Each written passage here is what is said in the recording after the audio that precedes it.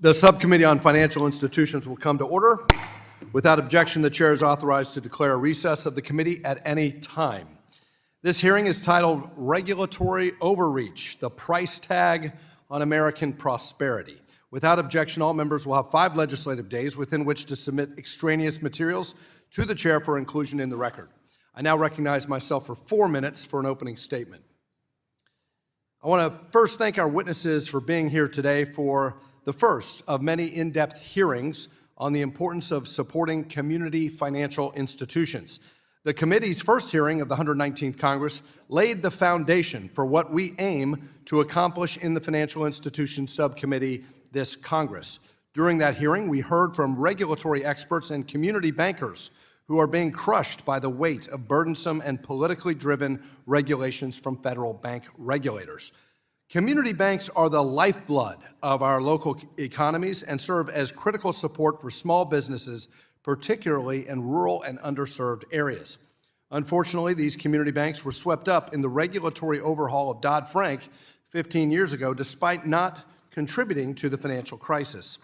The one-size-fits-all approach to regulation created by Dodd-Frank ignores the unique business models and size of these local institutions and impresses unnecessary compliance costs upon them. In 2018, Congress acknowledged the need to adjust regulations on financial institutions that reflect their associated risk profile and lending strategies. This led to the passage of the Bipartisan Economic Growth Regulatory Relief and Consumer Protection Act, or S-2155. This was a monumental step in recalibrating our federal bank regulation framework toward a more dynamic risk-based approach that does not impose excessive compliance burdens on small or less complex financial institutions. Unfortunately, Democrat-appointed regulatory officials under the Biden administration abandoned the bipartisan policy approach of tailoring in favor of a uniform subjective-based approach. We saw this firsthand with the interagency rulemaking on Basel III Endgame, a partisan campaign led by former Vice Chair of Supervision at the Federal Reserve that moved away from risk-based tailoring and required small, less complex institutions to follow the same rules as the largest globally systemic important financial institutions. Fortunately, due to the overwhelming number of negative comment letters and pushback from legislators on both sides of the aisle and both chambers of Congress, this de facto rollback of S-2155's tailoring was not finalized. Last Congress, we advanced several bipartisan bills that reassert congressional oversight over the kinds of agreements regulators strike with global governance groups, such as the Network for the Greening of the Financial System, or the NGFS. This proved to be successful as our prudential regulators have since pulled out of the NGFS. Several bills attached to today's hearing advance regulatory tailoring and maintain Congress's Article I authority over these agencies. I've heard from community bankers across the country about the inconsistency and lack of clarity in the supervision and examination framework being driven by partisan bureaucrats in Washington. Rather than our prudential regulators working alongside supervised institutions to ensure compliance, we've seen a shift to promoting agendas such as climate-related finance or the debanking of legally operating businesses, dangerous deviations from the core mission and purpose of the agencies. For example, we've seen regulators hand out supervisory determinations based on novel interpretations of longstanding laws without providing a meaningful appeals process. Without any due process, these covered institutions are constantly held in limbo while they await the next press release that attacks their legal business strategy. This hearing will examine how Congress can direct bank examiners to use objective, risk-based metrics in their examination process, specifically regarding the CAMELS framework and the abuse of the management component that has hindered otherwise compliant firms. I look forward to hearing from our witnesses about Congress's role in supporting an objective risk-based regulatory and supervisory framework that works for all Americans, the importance of regulatory tailoring, and the need to protect the U.S. financial system from overreach by global governance groups. I yield back, and the chair now recognizes the ranking member of the subcommittee, Dr. Foster, for 4 minutes for an opening statement. Thank you, Chairman Barr, and thank you to our witnesses. Over the last 100 days, President Trump's policies have triggered a wave of uncertainty for the financial system and for Americans in all walks of life. On again, off again Tariffs, mass firing of federal civil servants, and unlawful attacks on what should be independent agencies like the Federal Reserve have made it impossible for small businesses to plan, injected volatility into our financial markets, and weakened the U.S. dollar. On the campaign trail, President Trump claimed that he would lower prices for Americans on day one, with policies like capping credit card fees at 10% and reinstating Glass-Steagall. Really, I don't see any of that here today, just chaos. 100 days in, more than 60% of Americans disapprove of the president's handling of the economy. Nearly 90% expect the new tariffs to increase prices. Two-thirds of Americans say that they fear a recession. And banks, large and small, are hearing from the businesses that they support that these businesses have no idea how they will survive the chaos, the cost, and the supply chain disruption from Trump's tariff tantrums. I support some of the legislation being put forward at this hearing, like the Home Buyers Privacy Protection Act, which will protect the privacy of mortgage applicants and prevent them from being bombarded by unwanted solicitations and scams. Our witnesses bring thoughtful perspectives on banking supervisory and examination processes, and I look forward to discussing their recommendations with them today. And I believe there are real opportunities, for example, to use technology to streamline bank supervision. But I was elected to Congress and joined this committee in March of 2008 on the eve of the global financial crisis. On this committee, we surveyed the wreckage from excessive risk-taking from large financial firms, predatory mortgage lending practices, and other market excesses that brought the global economy to the brink of collapse. And all of this was due to ill-advised financial deregulation. And I would note, interestingly, that while there are several Democrats on this subcommittee that were in Congress at that time, Representatives Lynch, Sherman, Meeks, Scott, Green, there 0 Republicans members of this subcommittee were. Perhaps that explains their amnesia. Following the financial crisis, I was proud to help draft the Dodd-Frank Wall Street Reform and Consumer Protection Act, which aimed to correct the mistakes that led to the panic, pain, and contagion that we saw in 2008. And following Dodd-Frank, we saw the strongest period of uninterrupted economic expansion in our country's history, a period in which the U.S. financial system far outgrew the less well-regulated rest of the world, achieving, dare I say, financial dominance. And now we appear to be throwing that all away. One important provision created the Consumer Financial Protection Bureau, CFPB, that was tasked with regulating things like mortgages and credit cards, whose predatory terms and hidden fees weakened consumers ahead of the crisis. The Dodd-Frank Act also established the Financial Stability Oversight Council, FSOC, and the OFR, to oversee activities of systemically important financial institutions. Each of these agencies, along with our banking and market regulators, serve critical roles for the financial stability of the United States, yet their missions are under assault. And tomorrow, our committee will consider legislation that would cut the CFPB's budget by roughly 70%, cut the FSOC and OFR budgets by nearly 90%, far below what they require to carry out their roles established by Congress. This comes as thousands of federal employees from around the federal government are being terminated without cause and without due process, leaving essential roles unstaffed and financial agencies without the resources they need to function. This uncertainty caused over the last 100 days, combined with pre-existing geopolitical tensions, cybersecurity threats, and disruptive technologies, make these financial watchdogs more important than ever. So I urge my colleagues to oppose the administration's deliberate economic chaos and preserve and strengthen the federal agencies that protect America's financial well-being. Thank you, Mr. Chairman. I yield back. Gentleman yields. The chair now recognizes the chairman of the full committee, Mr. Hill, for 1 minute. Thank you, Chairman. Today's hearing revisits one of our committee's top priorities for this Congress, enhancing and growing our community banks and restoring common sense to financial regulation. For 15 years, we've heard testimony in this room about how Dodd-Frank has hollowed out our banking sector, especially hurting small and mid-sized institutions that serve as the backbone for our local Main Street economies. That's why Republicans and Democrats came together in 2018 to pass common sense prudential reforms during the first Trump administration, S-2155, including the support, I believe, of our ranking member of this subcommittee. Now it's time to return to that spirit of bipartisan practical approach to community financial institution supervision and regulation. This hearing is an opportunity to build on the record of support for ideas like regulatory tailoring, supervisory modernization, issues that every community banker and credit union back in our districts are thinking about every day. I look forward to hearing from our witnesses about the challenges these institutions face, their thoughts on the bills we've noticed today, and what's at stake if we fail to act. I thank the chair and I yield back. Gentleman yields. The chair now recognizes the ranking member of the full committee, Ms. Waters, for 1 minute.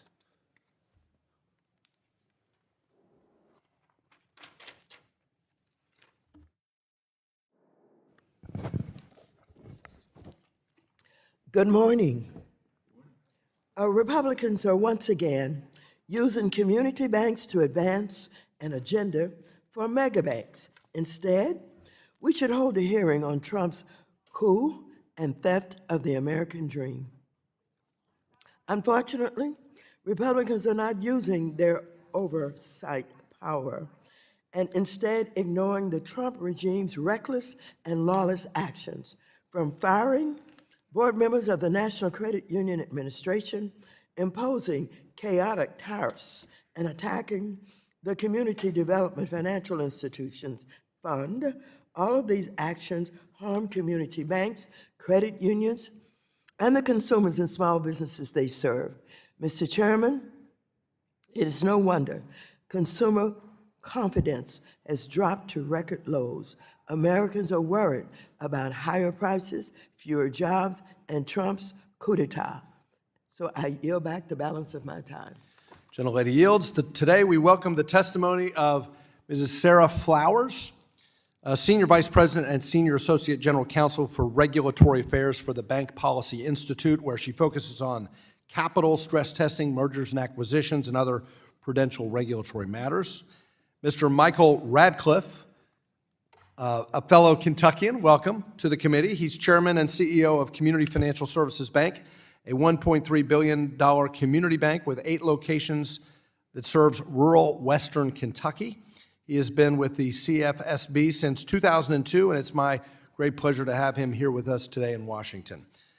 Ms. Margaret Tahyar is the head of the Financial Institutions Group at Davis, Polk, and Wardwell, where she has been a partner for 27 years. She has testified before this committee previously, so we welcome her back. Good to see you again. And Mr. Graham Steele, an academic fellow with Stanford Law School's Rock Center for Corporate Governance. He previously served as Assistant Secretary for Financial Institutions at the Treasury Department under the previous administration. We thank you all for your time being here. Each of you will be recognized for 5 minutes to give an oral presentation of your testimony. Without objection, your written statements will be made part of the record. Mrs. Flowers, you are now recognized for 5 minutes for your oral remarks. Chairman Barr, Ranking Member Foster, and honorable members of the subcommittee, thank you for inviting me to testify. My name is Sarah Flowers, and I am a Senior Vice President, Senior Associate General Counsel at the Bank Policy Institute. Prior to joining BPI, I spent several years focused on prudential regulatory policy at a regional bank, and for many years in private practice, I served bank clients of all sizes. BPI is a nonpartisan policy research and advocacy organization representing the nation's leading banks. On behalf of BPI members, we greatly appreciate this committee's leadership and the opportunity to provide perspective on regulatory overreach in the banking sector. In the United States, banks of all sizes play a vital role in fueling economic growth by recognizing the value each type of institution offers and appropriately tailoring regulatory requirements and supervision. Our banking system better supports the economy. Secretary Bessent recently noted that besides better tailoring of regulation, perhaps the single most important reform will be to refocus bank supervision on material financial risks. To support these goals, we offer a few recommendations. First, regulations need to reflect economic reality rather than being frozen in time. There's an urgent need to index regulatory tailoring thresholds for all banks for economic growth and inflation. Regulation that fails to evolve with the macroeconomic environment constrains growth without offering an offsetting benefit. Economic growth and inflation do not increase systemic risk in the financial system. As the economy expands, various sectors of the economy grow proportionally. Annually and automatically adjusting the tailoring category thresholds would prevent banks from facing more stringent regulations solely due to natural economic expansion. Once properly indexed, as new rules are developed, care must be taken to prescribe less stringent requirements for firms whose activities and structure present less risk. Rules designed to address the complex activities of internationally active banks should not be indiscriminately applied to smaller banks with less complex structures and business models. Second, effective tailoring requires effective supervision. By enacting a bipartisan tailoring law in 2018, Congress communicated to the banking agencies that they should take a holistic approach to regulation. However, that holistic approach has failed to take hold in supervision, where examiners treat regional banks and the largest banks with the same broad brush. Regional banks routinely report that the agencies use horizontal reviews to hold them to the same standards as global systemically important banks, or GSIBs, through the exam process. These banks are technically exempt from those standards, but nothing stops an examiner from imposing them by issuing a matter requiring attention, or MRA, in a non-public exam. A key reform should be the adoption of regulations that define an unsafe or unsound practice using a financial materiality standard. This would help ensure that enforcement actions are grounded in practices that genuinely threaten a bank's financial integrity. Finally, the exam ratings framework is broken. In the exam framework itself, a lack of focus on material financial risk leads to unwarranted CAMELS ratings downgrades as the ultimate output of the exam process. While this framework in theory evaluates 6 factors, it is the management rating, or the M, that dominates as a factor in the composite rating. The management rating is uniquely subjective. It is not based on any empirical or financial standard, but rather serves as a vehicle by which examiners can find fault with any aspect of a bank's compliance program or the bank's willingness to accede to examiner mandates. It is often where inappropriate focus on reputational risk can manifest. There are severe automatic consequences of an unsatisfactory management component rating. Removing or replacing the management component would help limit the assignment of unsatisfactory CAMELS ratings to institutions in poor financial condition, and better reflect that a bank should be considered well-managed if its management team is appropriately managing the risks that matter most. Because the exam process remains confidential, it is not subject to public scrutiny, and the ratings frameworks themselves provide no meaningful standard to govern their use or misuse. While the agencies have adopted internal appeals processes, the appeals involve senior personnel of the same agency involved in the dispute.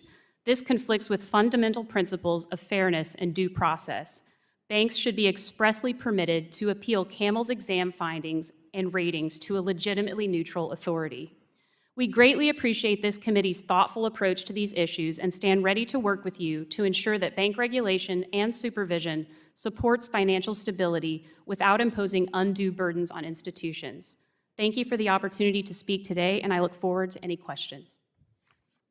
Thank you. Mr. Radcliffe, you are now recognized for 5 minutes. Chairman Barr, Ranking Member Foster, and distinguished members of the committee, thank you for the opportunity to speak today on the impact of regulatory burden and overreach on community banks. My name is Michael Radcliffe, and I am the CEO of Community Financial Services Bank, a $1.3 billion institution serving rural Western Kentucky for the past 135 years. Community banks like ours play a critical role in the financial system. We provide nearly 60% of small business loans and 80% of bank agricultural loans nationwide. In many rural areas, we are the sole financial institutions offering access to credit, creating jobs, and fostering economic growth. Despite holding just 13% of total banking assets, our impact is substantial, and we operate with unmatched efficiency and local focus. However, the increasing regulatory burden is jeopardizing our ability to serve these communities. At CFSB, we spend over $632,000 annually on compliance costs alone. This includes expenses for personnel, training, reporting, and technology, all resources that could instead support local families, farmers, and small businesses. The CFPB's 1071 rule exemplifies the challenge. While it aims to promote fair lending, the data collection requirements impose significant administrative costs and raise privacy concerns amongst our borrowers, eroding the trust that defines community banking. I'm grateful to this committee for passing H.R. 976, the 1071 repeal to Protect Small Business Lending Act, to provide relief from this harmful rule and statute. Additionally, regulatory expectations for Tier 1 capital ratios have shifted unofficially, with examiners often requiring many community banks to maintain levels above 9%, far beyond the well-capitalized standard of 6%. These unmandated requirements tie up resources that could fuel local economies. Unlike large banks, we cannot easily absorb these costs. For them, $632,000 is a rounding error. For us, it's a substantial portion of our budget. These disparities drive industry consolidation, with Kentucky's state-chartered banks declining from 109 in 2020 to 98 by 2024. The last new state banking charter was issued in 2009. Consolidation of this magnitude reduces financial diversity, weakens rural economies, and ultimately increases borrowing costs for families and small businesses. We need more new charters to offset consolidation. I strongly support Chairman Barr's Promoting New Bank Formation Act, H.R. 478, which would provide regulatory and capital flexibility for de novo bank charters, and I thank the committee for passing this important bill. To preserve the essential role of community banks, I urge the committee to consider the following reforms. Scale regulations to bank size and complexity, ensuring community banks are not burdened by rules designed for larger, more complex institutions. Provide targeted regulatory relief to simplify compliance and reporting requirements. Encourage innovation, enabling community banks to adopt technologies that enhance efficiency, and ensure proportional oversight to balance financial stability with market diversity. As I explain in my written statement, a number of bills before this committee today incorporate these core principles, and I would like to make critical regulatory reforms to strengthen community banks and the local economies they serve. For example, Representative Loudermilk's Taylor Act would require the agencies to tailor rules and regulations on banks' risk profile and business model. Representative Huizenga's FDIC Board Accountability Act would designate a board seat for an individual with small depository institution experience. Fed Governor Mickey Bowman has shown us the value of creating a designated community bank seat, and I expect that this bill would yield a similar benefit. H.R. 2808, sponsored by Representatives John Rose and Richie Torres, would protect the privacy of homebuyers and curb invasive and annoying trigger leads. Two bills, the Trust Act and SMART Act, would ease exam burden for more well-managed and well-capitalized community banks. I encourage you to advance these bills at the earliest opportunity. Community banks are not just financial institutions, we are lifelines for the communities we serve. Without meaningful reform, the increasing regulatory burden will extinguish this vital part of our financial ecosystem, leaving rural America without access to essential services. Thank you for your time and attention, and I look forward to your questions. Thank you, Mr. Radcliffe. Ms. Tahyar, you are now recognized for 5 minutes. Thank you for inviting me to speak to you here today.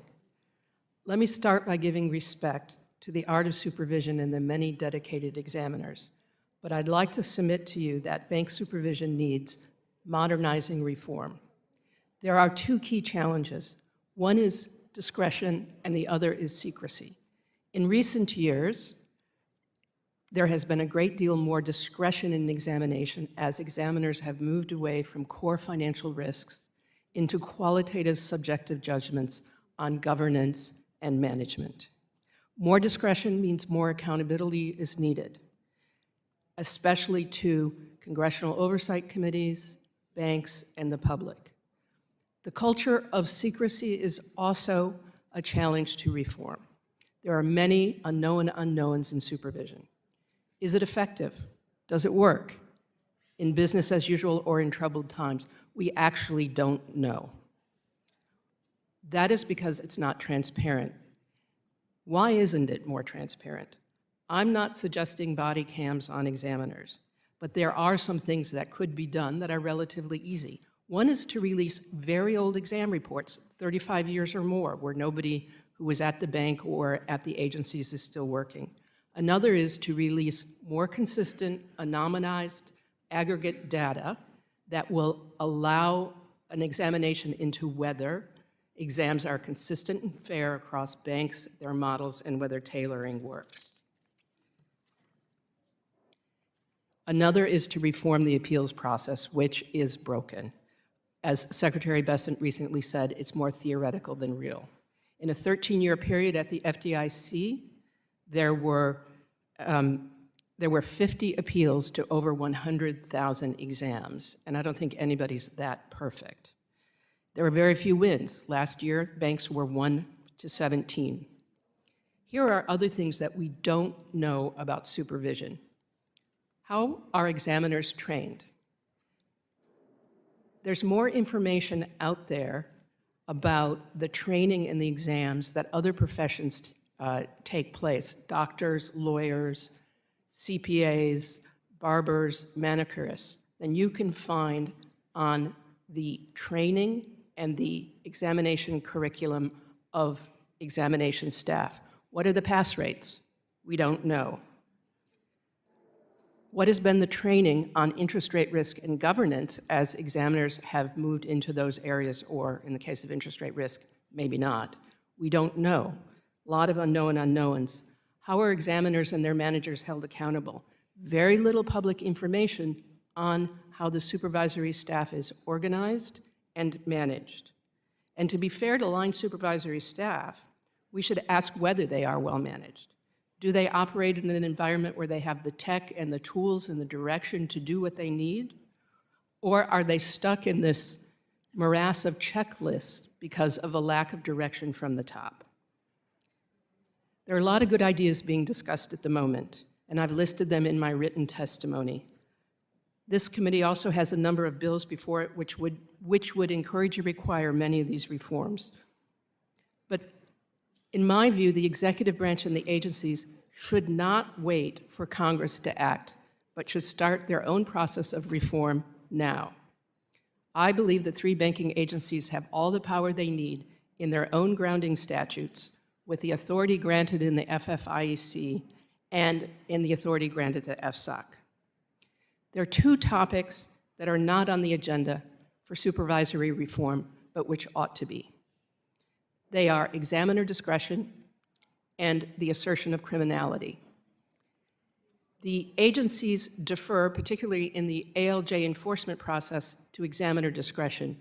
But I think it's an open question how much deference should be given to examiners outside of their core expertise, and I think that should be re-examined. The other is the fragile nature of the criminality assertion. CSI is viewed, it is criminal to disclose it, and that is based on a very fragile assertion of property that recent case law has challenged, and it's always been fragile. I think that should also be rethought. In sum, appropriate reforms made by the federal agencies working together for efficiency, transparency, and fairness, and enhancing the oversight of Congress and its committees could really create change for the better. Thank you very much. Thank you for your testimony. And before we move on to our final witness, just a reminder to members and staff to take your conversations outside of the committee room so that all members can hear clearly the testimony of our witnesses. Thank you for your consideration. Mr. Steele, you're now recognized for 5 minutes for your oral remarks. Good morning, Chairman Barr, Ranking Member Foster, and members of the subcommittee. Thank you for inviting me to testify today. My name is Graham Steele, and I'm an academic fellow at the Rock Center for Corporate Governance at Stanford Law School, and a fellow at the Roosevelt Institute. From November 2021 until January 2024, I served as the Assistant Secretary for Financial Institutions at the Treasury Department. So we know that building a more just economy and society requires a stable financial foundation. Unfortunately, the Trump administration's plan is clearly to gut, whether by legislation, regulatory action, or staff attrition, the agencies that oversee the financial system and the authorities those agencies use to rein in financial excesses. Some of the bills under consideration today would weaken supervision and regulation for banks of all sizes, unlearning the lessons of the global financial crisis and the regional banking stress of 2023. One proposal addresses the purported threat of so-called debanking, while still others would impose assorted onerous reporting requirements on banking agencies and limit their ability to provide useful guidance to industry and the public. Finally, several bills would impose limits on U.S. agencies' ability to participate in non-binding international financial policy coordinating bodies. My written testimony goes in greater depth into the problems with each of these bills, but I want to right now offer two observations about the short-sighted, self-defeating nature of the Trump administration's actions to date and the harms of financial deregulation. The first point is these bills, which are ostensibly about executive branch accountability, fail to address the most pressing issue of the day, which is that this administration is running roughshod over traditional notions of financial agency independence and respect for the separation of powers. The president has illegally attempted to remove Democratic appointees at the NCUA and other agencies. The White House has issued executive orders attempting to place agencies under the thumb of the White House's Office of Management and Budget and the Justice Department. The acting director of the CFPB is violating an order from a U.S. district court by attempting to all but eliminate the CFPB, an agency that has returned more than $20 billion to U.S. consumers. The EPA and DOJ have ordered Citibank to freeze the bank accounts of lawful grant recipients, including community financial institutions, in order to make investments that will help communities address the impacts of climate change. The president has been browbeating the chair of the Federal Reserve Board in an attempt to exert partisan political influence over monetary policy. And the president is attempting to use the International Emergency Economic Powers Act, or IEPA, to impose sweeping and likely illegal tariffs that will increase costs for U.S. consumers. These lawless actions are causing instability in our financial markets and our society more broadly. The cure for this instability is not deregulation, but robust economic growth and financial stability coupled with adherence to democratic values, stable institutions, and the rule of law. The second point is that financial deregulation will only make the problems this administration is creating even worse. Deregulation will allow financial companies to take excessive risks, extract wealth from working people, and enrich executives and shareholders through bonuses and payouts. It will make this financial system less accessible and less affordable for people looking to start a new business or buy a home. It will make the financial system more fragile, meaning people's money will be put at risk and taxpayers may eventually be called upon to support failing financial institutions that have behaved recklessly. It will undermine banking agencies' ability to prevent or respond to financial crises, making crises more frequent and more severe in their impact. And it will be harder for smaller financial institutions to compete with big banks that benefit from advantages of size, scale, and implicit government support. The subcommittee is interested in ensuring widespread prosperity for the American economy. Some issues that warrant your attention and consideration include, first, reforming the deposit insurance and bank merger review regimes. Second, stopping light-touch charters like stablecoins, industrial loan companies, and the movement of big tech into financial services. Third, rather than threatening to cut the CDFI fund, providing more resources for CDFIs and MDIs to invest in urban and rural communities. Fourth, help community financial institutions update their technology offerings and navigate their relationships with core service providers and other technology providers. Fifth, help community and regional financial institutions address the increasing risks of climate change, especially the recent developments in property insurance markets. And sixth, conduct robust oversight of the president's attempts to stretch the bounds of IEPA to impose illegal tariffs. But weakening oversight of the financial system, raising costs for working people, engaging in erratic protectionist trade policies, and assaulting the independence of agencies like the Federal Reserve will only create financial instability. Gentleman's time has expired. We will now turn to member questions. The chair now recognizes himself for 5 minutes for questioning. Let me start with Mr. Radcliffe. The general idea behind regulatory tailoring is that smaller, non-complex financial institutions, community banks, should not be subject to the same level of scrutiny as large, systemically important institutions that engage in riskier behavior. Mr. Radcliffe, you run a $1.3 billion community bank in Kentucky. What kinds of products and services do you offer your customers, and how do they differ from those offered by larger banks? Thank you, Mr. Chairman. Pleasure to be here. We offer many of the same products as the larger banks, but we are able to tailor them in ways that they can't. For example, we offer floor plan financing where the borrower is a watercraft marine dealer, and so we've tailored it so they don't make payments in the winter when cash flow is tight. Larger banks probably would not be that specific. Being relationship-driven, we can be much more tailored in our products and services. In your testimony, you explained how your firm's liquidity policies were deemed sufficient and acceptable by regulators until the failure of Silicon Valley Bank 6 months later, when regulators came back and said those same policies are now insufficient. What kind of an impact does this approach to regulation have on a business such as yours? Significant. Our CFO spent at least 6 hours explaining to one examiner how to balance back to the call report, the liquidity reports. We probably spent a total of 20 hours of staff time specifically on liquidity. We had a 15-minute discussion on asset quality, a 1-hour discussion on liquidity. Last Congress, I introduced the Financial Institution Regulatory Tailoring Enhancement Act, which would increase the asset threshold from $10 billion to $50 billion for CFPB supervision, interchange transaction fee regulations, Volcker rule, qualified mortgage requirements, leverage and risk-based capital requirements. Ms. Flowers and Ms. Tahyar, would increasing the threshold on these regulations help megabanks, as the ranking member suggested, or would it increase the stability of our financial system by providing tailored regulations to community and mid-sized banks?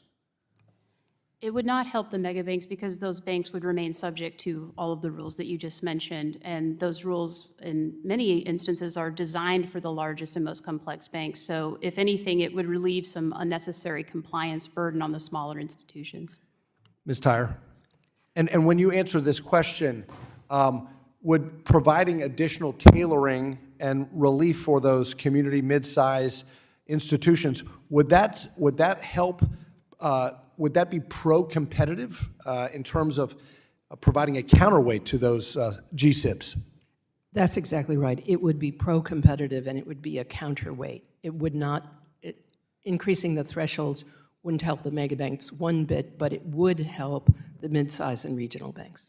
I have been told by many community banks in Kentucky and around the country that are approaching that $10 billion threshold that's a real impediment to organic growth. And the only way that a larger community bank pushing that $10 billion threshold to trip that threshold would be to jump over that in a major way. Is that smart banking policy? Or is there a problem with that?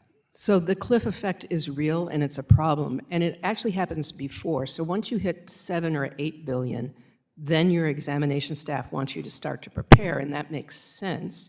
But you can't go to 10 billion and 1 cent, because if you do, you have all of the costs of being between 10 and 50 at a lower level of revenues and a lower base of costs. So I think that tailoring should also include a transition period as banks move over, and then they can decide, do they want to be organic or do they want to do it by acquisition? Final question, Ms. Tahyar. You have very important testimony about the supervisory examination process and how it doesn't work. Can you tell us whether or not bank exams depend on which examiner you get and why that's a problem? That's often the case. When you have an examiner switch out, suddenly you have a lot of changes. Examiners on the ground, they're not, the extent to which they're accountable to others is really unclear. So it's very, very personality dependent. I think consistency in exams, regardless of who the examiner is very, very important. My time has expired. I now recognize the ranking member of the subcommittee, Dr. Foster. Thank you, Chairman Barr. I'd like to focus my questions on how recent administration actions are actually tilting the playing field against small community banks and in favor of the fintechs and the large banks. Mr. Steele, one of President Trump's first actions, acting through Elon Musk and the Doge crew, was to shutter the CFPB. The CFPB is widely popular among Americans of all political affiliations. It's returned more than $20 billion to consumers and armed service members harmed by abusive practices and illegal actions by financial firms. Tomorrow, this committee will consider Republican legislation to cut the CFPB's budget by 70%, and there are plans to cut as much as 90% of the CFPB staff. Now, as you know, the CFPB was the primary consumer compliance regulator for the biggest banks and big tech. While no one is currently supervising big banks or big tech with the deleting of the CFPB, No one is supervising them for consumer compliance. So the vast majority of consumer community banks and credit unions with less than $10 billion of assets continue to be supervised for consumer compliance by their federal prudential regulator. Doesn't this create an unlevel playing field for community banks and credit unions? Well, thank you, Congressman. It's a great question, and I think this is an important point, which is the CFPB, the vast majority of what it does, or I guess what it did when it had sufficient supervisory staff, was to look at non-banks. Non-banks have come in certain areas and captured a lot of market share in recent years, and they're the dominant providers of certain kinds of products and services. And so the CFPB examination and supervision staff spent a lot of time looking at non-banks that prior to the 2008 financial crisis had no or hardly any oversight whatsoever for consumer compliance and consumer harms. And so consumers are vulnerable on one side, and small banks that are underneath the threshold are subject to examination and supervision because their primary banking regulator is the one doing that examination and supervision. So there's a competitive imbalance, and there's a harm to consumers. And the CFPB had also issued a rule in the prior administration to oversee tech companies in particular, and big tech companies, that was the biggest part of their focus, which obviously Elon Musk has his own big tech company which wants to offer financial products and services. And obviously that's been rolled back by Congress now, but I do want to hone in on something else that you said in your opening statement, which was the election was about lowering costs for consumers and putting money back in their pockets, and the president said he was going to cap credit card interest rate at 10%. The CFPB has saved consumers over $20 billion. Two rules that were just recently repealed by Congress, the overdraft rule and the credit card fee rule, would have saved consumers $15 billion per year combined. I know you're going to consider whether you want to cut the CFPB's budget or not, but the CFPB's annual budget's about $800 million. For those two rules alone, that's almost a 19 times return on investment from the money the CFPB is spending by putting money back in consumers' pockets. Thank you. And in terms of fintechs, Mr. Radcliffe, are there areas where you have seen encroachment by fintechs on any of what used to be your core businesses? Fortunately, of course, I can speak for our bank's experience. In the payment space, we have seen encroachment from, of course, the PayPals and Venmos of the world, but we have sought to partner through our core provider and other platforms to try and compete. Mm-hmm.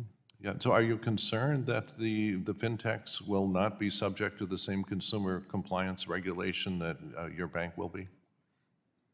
Well, and oddly enough, we're examined and held accountable for the fintech's actions whenever the examination. When you partner, but a freestanding fintech can move into your area with without this sort of, and that's the unbalanced playing field that I'm really concerned about in terms of, things like mortgages are another area where there's been a huge intrusion in what used to be the bread and butter for ordinary banks. Yeah. Now, Mr.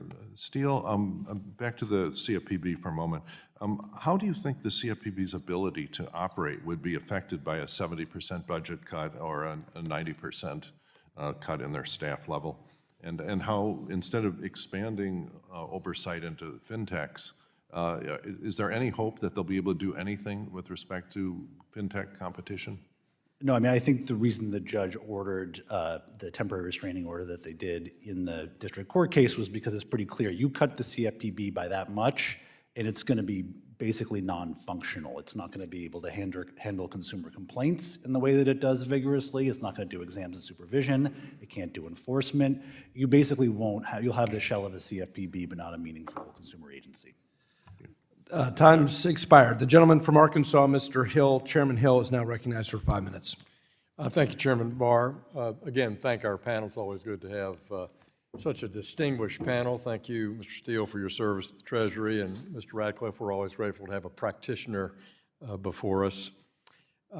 In the years following the passage of Dodd-Frank, there's been significant bipartisan recognition that financial regulation should be based on an institution's size, complexity, and business model, and not just be a one-size-fits-all approach. And that common sense idea, I think, is what we're about today, and it's in Chairman Barr's agenda. For example, a well-capitalized and well-managed institution under a certain size should be eligible for an extended exam cycle. That's one of our common sense reforms. Another example might be the community bank leverage ratio, which allows well-capitalized banks under $10 billion to opt for a more simplified capital framework. Ms. Tahyar, you've had such a great career in this arena. You said you toiled in the field. I saw your resume. Thank you for sharing that. But would you agree that tailoring regulations for well-managed institutions already exists in law and it's just not being implemented by our supervisors? Yes, I agree. It does exist in the law from the previous act, but we don't know how it is being implemented by supervisors in practice because of the culture of secrecy, but based on anecdotal evidence, I think it is being inconsistently implemented. Would you say that there are other types of regulatory relief besides that exam cycle idea that should be availed to well-managed institutions, say institutions rated 1 or 2 on a composite rating and have a satisfactory CRA rating? What else would you think should be on that list? I think they should have expedited application processes, whether it's a new branch, whether it's an acquisition, whether it's an activity that requires approval. I think there should, in general, be a lighter touch in their examinations, and a focus on major financial risks rather than qualitative judgments. Mm-hmm. We talked about, and Chairman Barr referenced it, the idea of, and several of you did in your testimony, about exam appeals on outcomes. This has been an issue. Back in 1994, just after I left the Treasury Department, we passed the Regal-Neal Act, which institutionalized appeals, which in my judgment have failed to be implemented very effectively. In fact, the FDIC Inspector General back in July of 2023 said, quote, the appeals process at the FDIC lacked independence, contained inadequate oversight mechanisms, and presented a perceived conflict of interest, close quote. So, Ms. Tahyar, I don't think that's unique to the FDIC. We're trying to get this appeal process right, both for institutions that go through a normal state or federal exam cycle, but also for those institutions that have a resident examiner program. Can you reflect on the distinctions between those two bank sizes? Sure. So the exam process, the appeals process is clearly broken. I really like the FAIR Act, I think that's the right name, which would create an independent review process through the FFIEC and not have examiners reporting up into the same hierarchy. So you don't have this judge, jury, prosecutor issue going on. Many examiners do a great job, so appeals should be rare but fair. I think that's right. I mean, I hear so frequently for state non-member banks that their state bank commissioners are advocating for them to overrule the, FDIC in that example. Is that something you've seen in your legal practice? I have, sir. Yes, I have. And when it happens, it's very powerful. And I will say that when I've seen it, the state banking commission is thinking very carefully before it makes such a statement. Sure, because that puts them at suddenly on the wrong side of the negotiating table with their federal counterpart. What can you tell the committee, just in the few seconds I have remaining, why did that appeal process that was in the Regal-Neal Act, this is after the banking crisis of 1991, this is after the savings and loan collapse, why didn't that stick? Why didn't that work?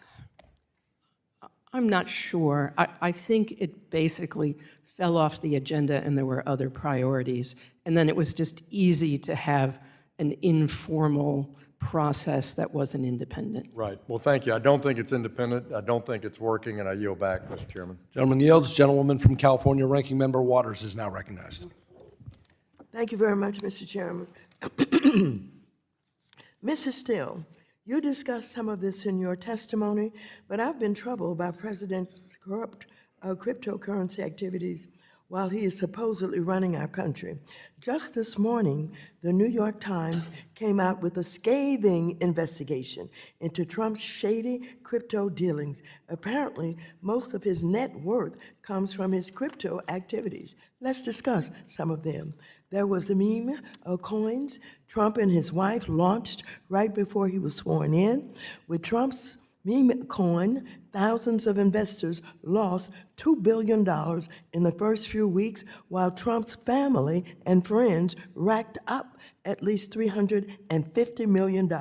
Trump recently announced the 220 largest holders of his meme coin would have dinner with him at his members-only golf club in Virginia.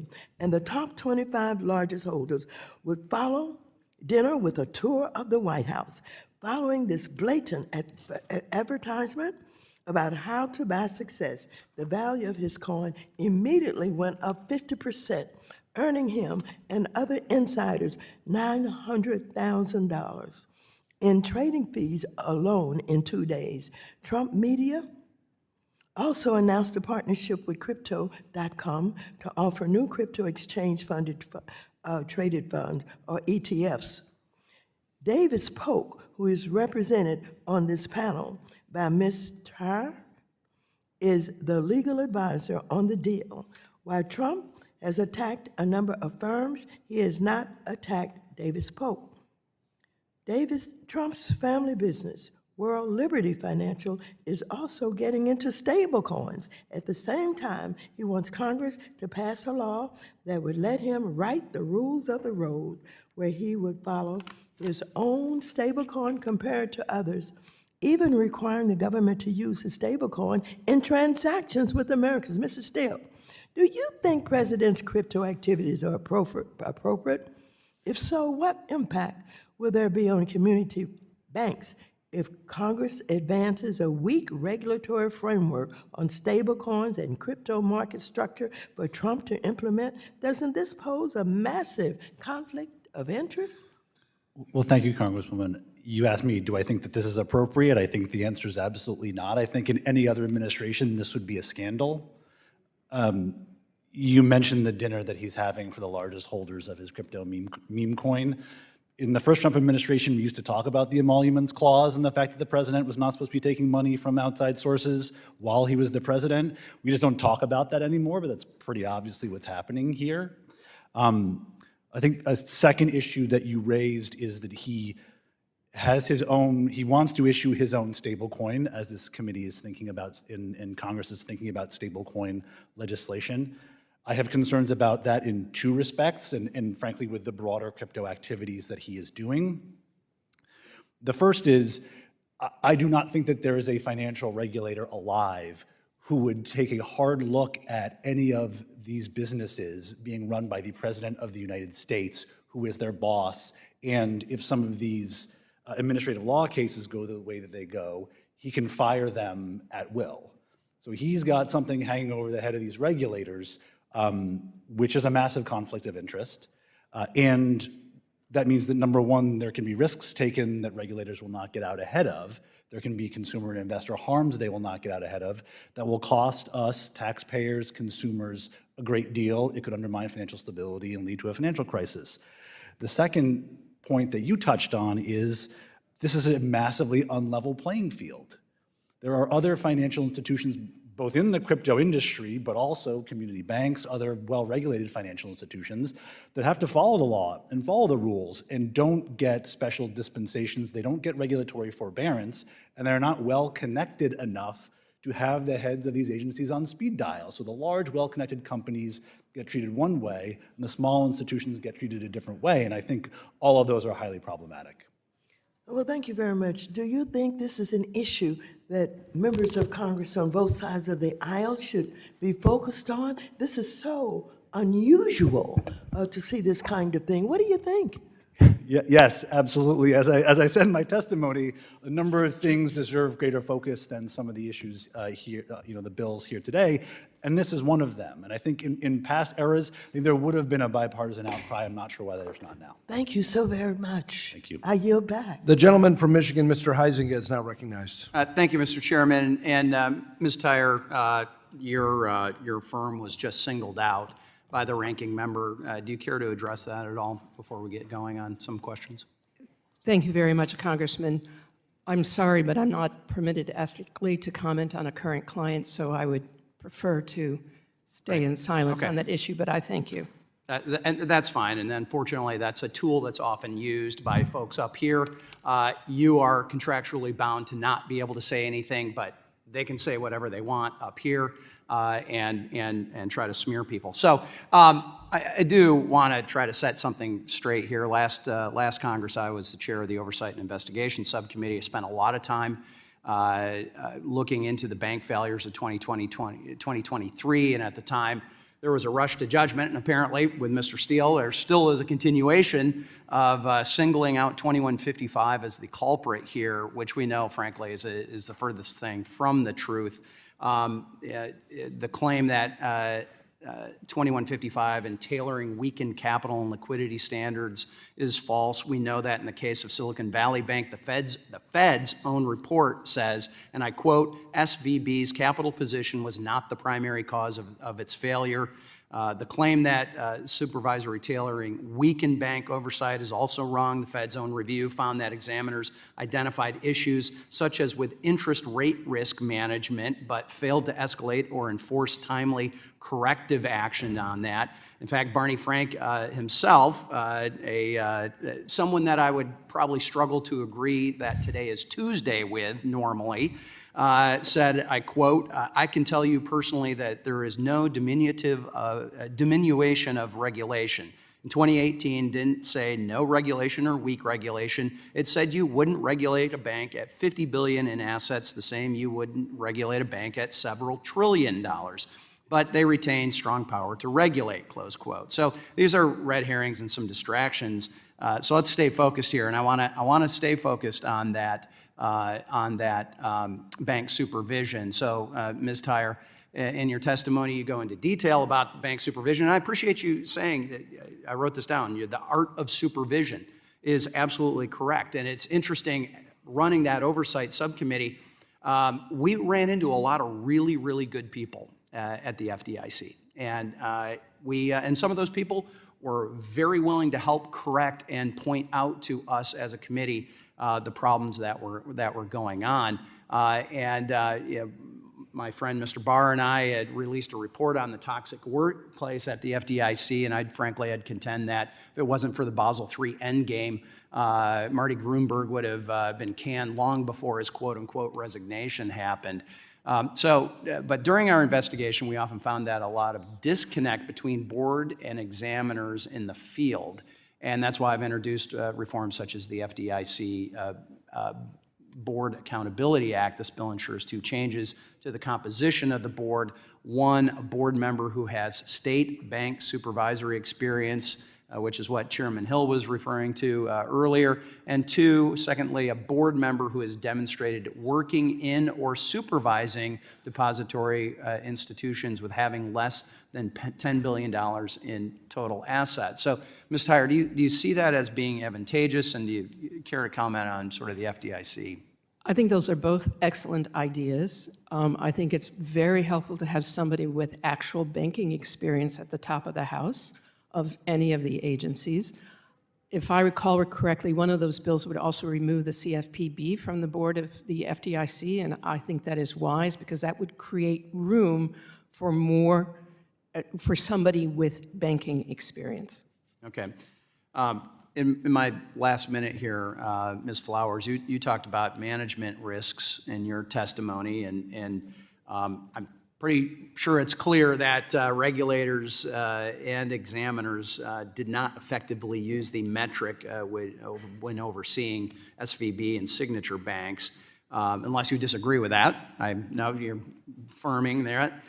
So what would be a better way for examiners to ensure that to ensure that this type of mismanagement isn't missed, or frankly, even worse, ignored in the future? I think that what would be really important, as I mentioned in my testimony, is to refocus the exam framework on material financial risks. That could include a standard for what constitutes safety and soundness that's moored in financial risk, I think with SVB, we saw that they didn't lack examiners. They didn't lack examiners with energy and authority and tools. But what they did lack was that focus. And so refocusing them so that they're not distracted by process-related governance and management minutia. I think it would have been better if those examiners had been focused more on giving directives to management specifically focused on things like interest rate risk and liquidity risk rather than frameworks. Time of the gentlelady's expired. Time of the gentleman is expired. The gentlewoman from New York, Ms. Velasquez, is now recognized. Thank you, Mr. Chairman. Mr. Steele, once again, today's focus on community banks centers on the right subject, but the actions taken by President Trump, his co-president Elon Musk, and the Republicans tells an entirely different story. Trump's disastrous economic and tariff policy has thrown our markets into turmoil and increased the risk of a recession. And you know what? The American people agree with that assessment. 55% of Americans disapprove of the president's economic plan, and 66% are fearful of a recession. Moreover, President Trump and Doge's effort to dismantle the CFPB got a regulatory agency Americans largely support. Isn't it right, Mr. Steele, that seeking to shut down the CFPB, trying to fire nearly 90% of its staff, and significantly reducing its supervision and enforcement work will continue to cause community banks to face an uneven playing field against the G-SIB banks, and now with the emergence of big tech in our banking system as well? Thank you, Congresswoman. And yes, as I was discussing with the ranking member, absolutely. I think a problem here, number one, is the unlevel playing field this creates, because as I said, the CFPB focuses a lot on non-banks and the largest banks. With no CFPB to examinations and supervision, they can't spot emerging issues there. But the smaller banks are going to potentially get more attention, not less attention, because that's the only place they'll get it from their bank examiner, the banking agency, and not from the CFPB. Huge problem. You know, the last election, as we've talked about already, was about lowering costs for consumers and taking the CFPB off the beat. As I said, $20 billion back in the pockets of consumers as a result of remediative enforcement actions over the CFPB's lifetime.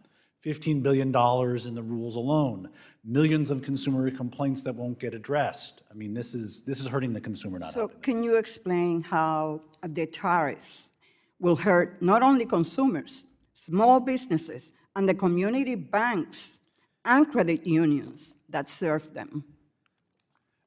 Absolutely. So the concerns I have with the tariffs are, you're raising the cost of financial products and services on one hand by eliminating important protections. On the other hand, the tariffs are going to raise the costs of consumer goods on the other. So the consumer is going to get squeezed from both sides.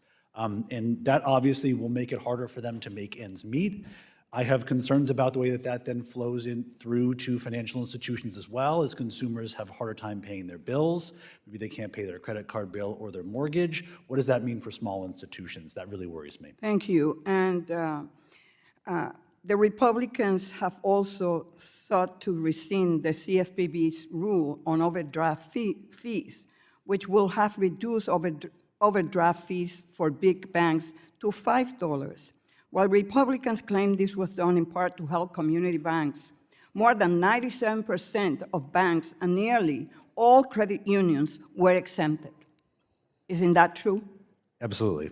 And the majority of banks were also exempted from the CFPB 1071 rule. And I just heard a witness making a statement as to how Section 1071 will impact them negatively. But Section 1071 rule only covers financial institutions that have made 100 commercial loans in 2 consecutive years. Isn't that true? It is. So when Mr. Chopra, Director Chopra, came before our committee and made a statement and given the assurances to community banks that they heard them, that they took their concerns into account, and that most community banks will be exempted from the rule.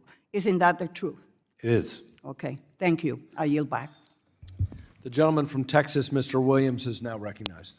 Thank you, Mr. Chair. In recent years, federal prudential regulators like the Federal Reserve have taken their eyes off the ball and begun expanding their regulatory agenda to include things like climate-related financial risk. This decision to implement these practices come from an alignment with global organizations like the Network for Greening the Financial System, which is headquartered in Paris, France. Under the Trump administration, the Federal Reserve has withdrawn from the NGFS, a decision that I applaud. But under the Biden administration, regulators chose to play politics and insert climate in their agenda and could possibly do so again in the future. So Congress needs to examine the Federal Reserve's role in these international organizations to make sure that they are putting the United States' interests above all else, which is why I'm introducing the Federal Reserve Financial Accountability and Transparency Act, which will require the Federal Reserve to report on their expenses and research related to international organizations like the Network for Greening the Financial System, the Basel Committee on Banking Supervision, the Bank for International Settlements. It's important for Congress and the financial system to have transparency into our regulators' interactions with these organizations and hold them accountable to the American people. So, Ms. Flowers, could you elaborate on the lack of transparency into the prudential regulators' engagements with international organizations, and how do these agreements put our financial system at risk? Thank you for the question. I think it's really important. We have very little insight into our federal banking agencies' participation in committees like the Basel Committee and other of the international bodies you mentioned. The Basel Committee, for example, doesn't release minutes. We don't know what positions are taken by our agencies unless they voluntarily disclose them. And we don't get official reports on U.S. views and whether they are advancing positions that are promoting our unique, domestic banking system and its structure in those international bodies. Our own efforts at BPI via FOIA requests to obtain materials about the Federal Reserve and the Federal Reserve Bank of New York's deliberations at the Basel Committee, specifically concerning the Basel III Endgame, were summarily and categorically denied, even though the Federal Reserve identified hundreds of pages of documents, their own documents related to those deliberations. They claimed exemptions and refused to share them. And in spite of the fact that they identified this, they didn't provide an explanation of why that sharing those documents with the public wouldn't increase transparency around that process. Okay, thank you. I want to ask Ms. Tahyar, could you also quickly touch on how this lack of transparency puts our financial system at risk? Well, I think when horse trading happens and deals are made in an international forum, I think there's an enormous amount of moral pressure on those who attend those forums and are repeat players to come back and impose it here exactly as had been agreed at the forum. We know, for example, in earlier Basel Accords that community banks were exempted out as a result of discussions that happened here. Basel is very, very different from 1988. It's too complex. It's become over-engineered, and that's just not something that our banking sector needs. When I speak with community leaders back home in my home state of Texas, one concern has remained constant over the past 4 years, and that's the crushing weight of regulatory burdens and one-size-fits-all rules. Under the Biden administration, the regulatory agenda prioritized partisan policies over sound, common-sense financial regulations with little consideration for the needs of the smallest institutions.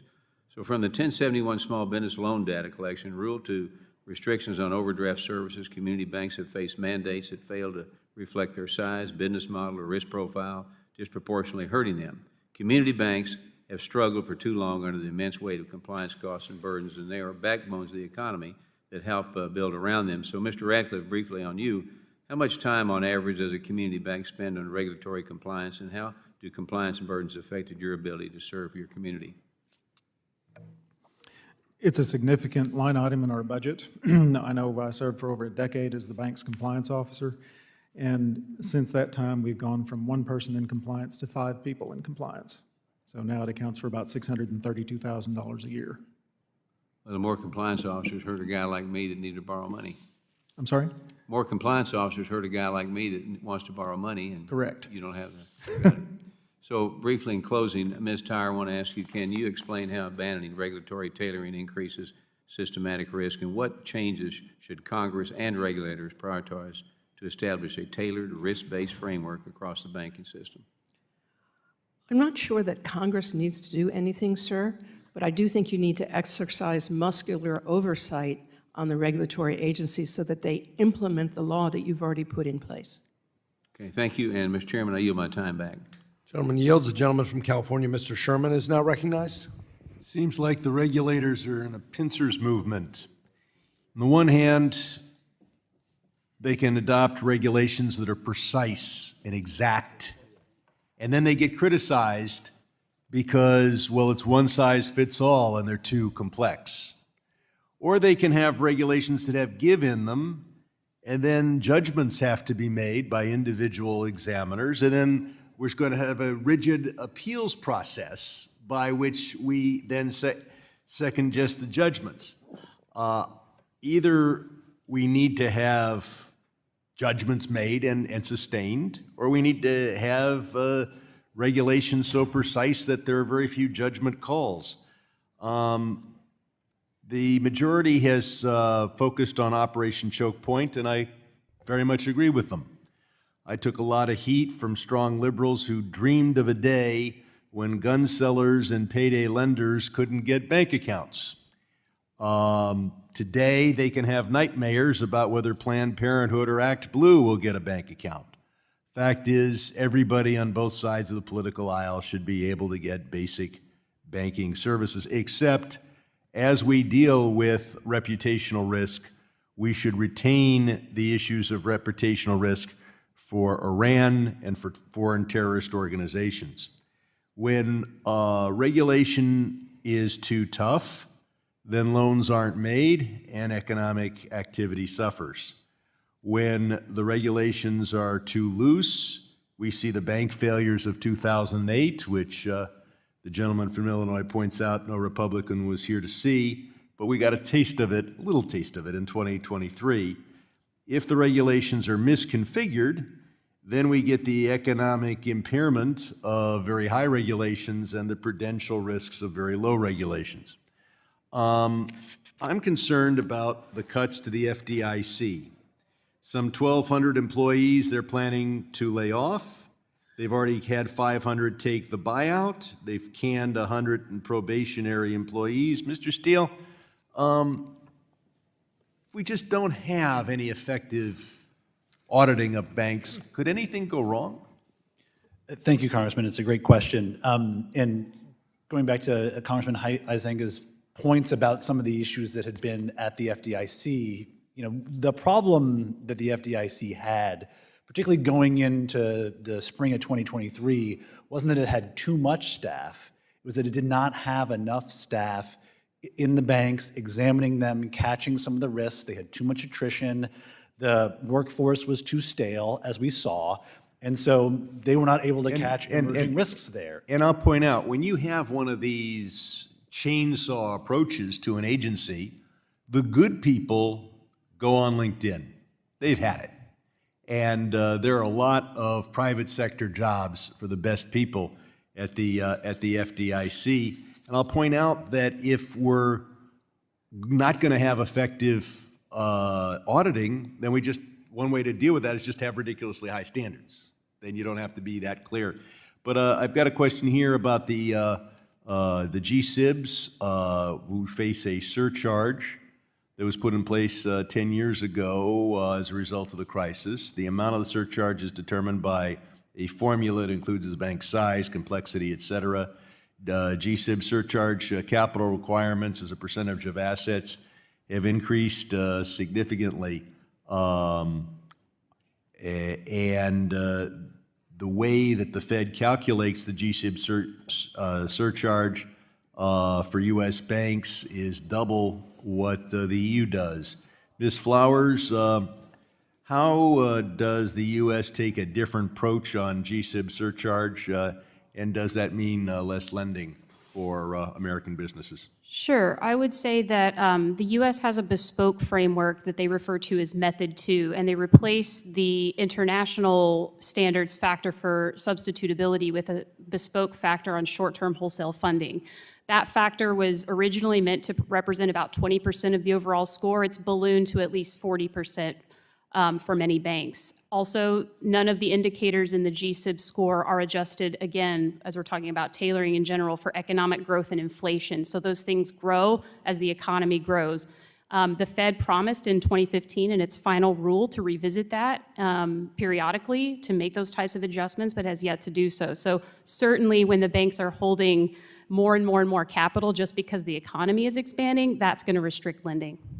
And finally, I say we need to market especially held for sale securities, and I yield back. Gentleman yields. Gentleman from Georgia, the Vice Chair of the Subcommittee, Mr. Loudermilk, is now recognized.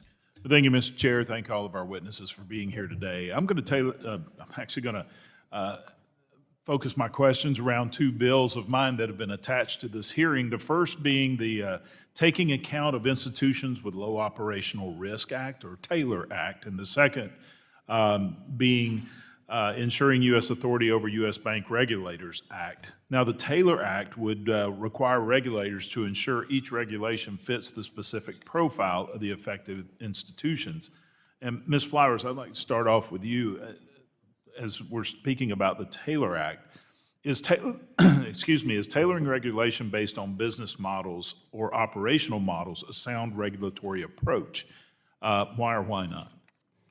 Absolutely. Different types of business models present different risk profiles, and you don't want to take, for example, a regulation that's designed for a complexly structured, internationally active bank and apply it to a regional or community bank that has very different activities. So absolutely, you reduce unnecessary compliance burden on the smaller, less complex banks by tailoring the regulations to their specific business profiles. Well, that's been my understanding, which is why we're coming forward with this, because many of the smaller banks have undue regulatory burdens that are quite costly in compliance. And is regulatory tailoring based on business models feasible from a regulatory perspective? It's absolutely feasible. I mean, I think that it was enshrined in 2155, and the banking agencies have made an effort, including in the 2019 regulations, to set specific categories for what should apply to banks of different sizes. And I think what we've moved away from is the indexing of those categories to inflation and economic growth. But what we've also moved away from, when we saw this with the Basel III rulemaking, is making sure that we're applying the actual substantive rules appropriately. With Basel III under the Biden administration, we saw the same rule going to be applied basically all the way down. And that was inappropriate. It should have been tailored according to the size and complexity categories in its implementation, and that's what we hope to see.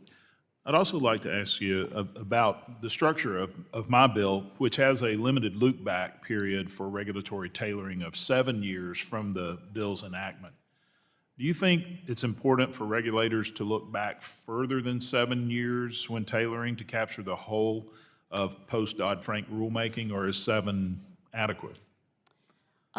That's a good question. I think that it's not clear to me off the top of my head what exactly would fall within the 7-year window and what would be beyond that. So, but happy to get back to you with more thoughts on that. I'm not sure exactly what's in the window, but it's possible that there could be regulations outside of that window that deserve additional attention. Okay, I sure appreciate that. Ms. Tahyar, I'm going to focus on the other bill that is being noticed here today, which is the Ensuring U.S. Authority over U.S. Bank Regulators Act. This bill would require regulators to be more transparent with Congress when engaging with foreign NGOs. And regarding regulators engaging with foreign NGOs, if international regulatory standards put American financial institutions at a disadvantage against global competitors, should American regulators advocate for changing those standards or just go along with them? They should obviously be advocating for the U.S. banking sector. In particular, you know, our largest banks play a major role in international finance and also in our national security. Okay. Do you think it's important for American regulators to seek congressional buy-in before agreeing to any international regulatory standards? Yes, I do. Okay, thank you for that. Should Congress have a more direct role in formulating international bank regulatory requirements like those we spoke about already today in the Basel Capital Accords? That's a tricky one. You know, Basel is so technical and so detailed. I'm not sure that Congress wants to do anything more than give more specific directions, but a day-to-day role might be difficult. Okay. I think regulators ought to do a serious post-mortem of the failed Basel III endgame implementation that was withdrawn about a year ago. In your opinion, what could they have done better? They could have looked at the data first and then come up with the rules. They could have avoided gold plating the EU standards, and they could have been more transparent. Okay, thank you. That, Mr. Chairman, I yield back. Gentleman yields. Gentleman from New York, Mr. Meeks, is recognized. Thank you, Mr. Chairman. You know, I'm just finding it a little difficult to reconcile the fact that today, this committee is discussing reforms to improve accountability in bank supervision and strengthen interagency coordination. Yet, tomorrow, we will be marking up a reconciliation bill that weakens regulatory agencies and undermines regulatory certainty. And in the meantime, the president, who routinely threatens to the independence of the Federal Reserve, abuses the International Emergency Economic Powers Act to impose erratic and potential illegal tariffs on U.S. consumers, and pressures banks to scale back hiring practices that have improved investor returns. So it seems to me that chaos is reigning the day and has no bounds. And unfortunately, my colleagues on the other side of the aisle seem unwilling to see the bigger picture. At least they don't say so in public. But here we are attempting to have a serious adult conversation while the dumpster fire outside this room continues to rage on. Let me just check with you first, Mr. Steele. The CFPB, and its mission, they enjoyed a broad support among American consumers, regardless of whether they come from red states or blue states. Wouldn't you say that? Absolutely. And the CFPB also has a strong record of returning money to harmed consumers and preventing companies from taking advantage of them. Do you know of any other agency that was put in to do just that? I can't think of one. So could you then elaborate on how efforts to eliminate the agency conflict with President Trump's campaign to promise to lower costs and protect everyday Americans? Absolutely. It completely undercuts the promises that he made on the campaign trail. He's, on the one hand, reducing consumer protections that are raising the cost of overdraft fees, credit cards, and who knows what else if the CFPB is taken off the beat. And on the other hand, he's actively raising consumer prices through the tariffs as well. So he's squeezing the consumer from both sides with his trade policies and then with his consumer financial policies. And I want to talk about, because it's clearly that those policies have a direct impact on community banks and credit unions. Wouldn't you agree with that? I would. And you know what? I found also that President Trump's executive order regarding the CDFI fund to be particularly alarming. While the administration has attempted to walk back the order, the intent, of course, seems clear. It aligned with many other actions he has taken to roll back progress we've made in making this country more equitable for all, as well as CDFIs have played a crucial and critical role in supporting underserved communities, both urban and rural. Simply, MDIs, for example, represent only 2% of all U.S. banks, yet they serve more than 30% of black-owned businesses. So, now the president can't override laws passed by Congress. What should we be prepared for moving forward regarding his efforts to undermine CDFIs and MDIs more broadly? And how can we work together to empower these institutions rather than undercut them? Absolutely. I mean, I think the members of this committee have to be vigilant about attempts to undermine the CDFI fund and the services it provides to CDFIs and MDIs. The first Trump administration proposed eliminating the CDFI fund, and so it was a bit shocking but not surprising to see that in the executive order as an idea. But as you say, Congressman, CDFIs serve urban and rural communities in blue states and red states. And I heard that a lot. You know, I administered the CDFI fund when I was at the Treasury Department, and I heard a lot of vociferous support from states in the Gulf states, Louisiana, Arkansas, and so forth, that realize that CDFIs provide essential services. And I would note this, for every dollar the fund invests in CDFIs, it can then leverage that for $8 in private sector investments, so it's incredibly efficient. In 2020, you all appropriated almost $12 billion to the fund, which the fund then put out there. I just want to get in one more question. Yep. Because, you know, I've been leading the charge in Congress to end tariffs and have authored 3 different resolutions terminating the reunation day of Canada and Mexico and fake emergencies that are supposedly authorizing these massive tax increases on the American people. How do you view the potential economic impact? Gentleman's time has expired. We'll now recognize gentleman from North Carolina, Mr. Moore, for 5 minutes. Thank you, Mr. Chairman. To our witnesses, you know, for too long, banks and credit unions, especially the small community institutions, have struggled under a one-size-fits-all regulatory framework. Regulations, I would submit, should be tailored to the size, the complexity, and the risk profile of each institution, not imposed uniformly across the board. But today, financial institutions, regardless of their size, are forced to navigate complex and costly compliance burdens. Under this system, small businesses and rural communities have lost access to affordable capital and essential banking services, which prompts a couple of questions. First, for Ms. Flowers, what is at stake if we do not return to a tailored, risk-based regulatory approach?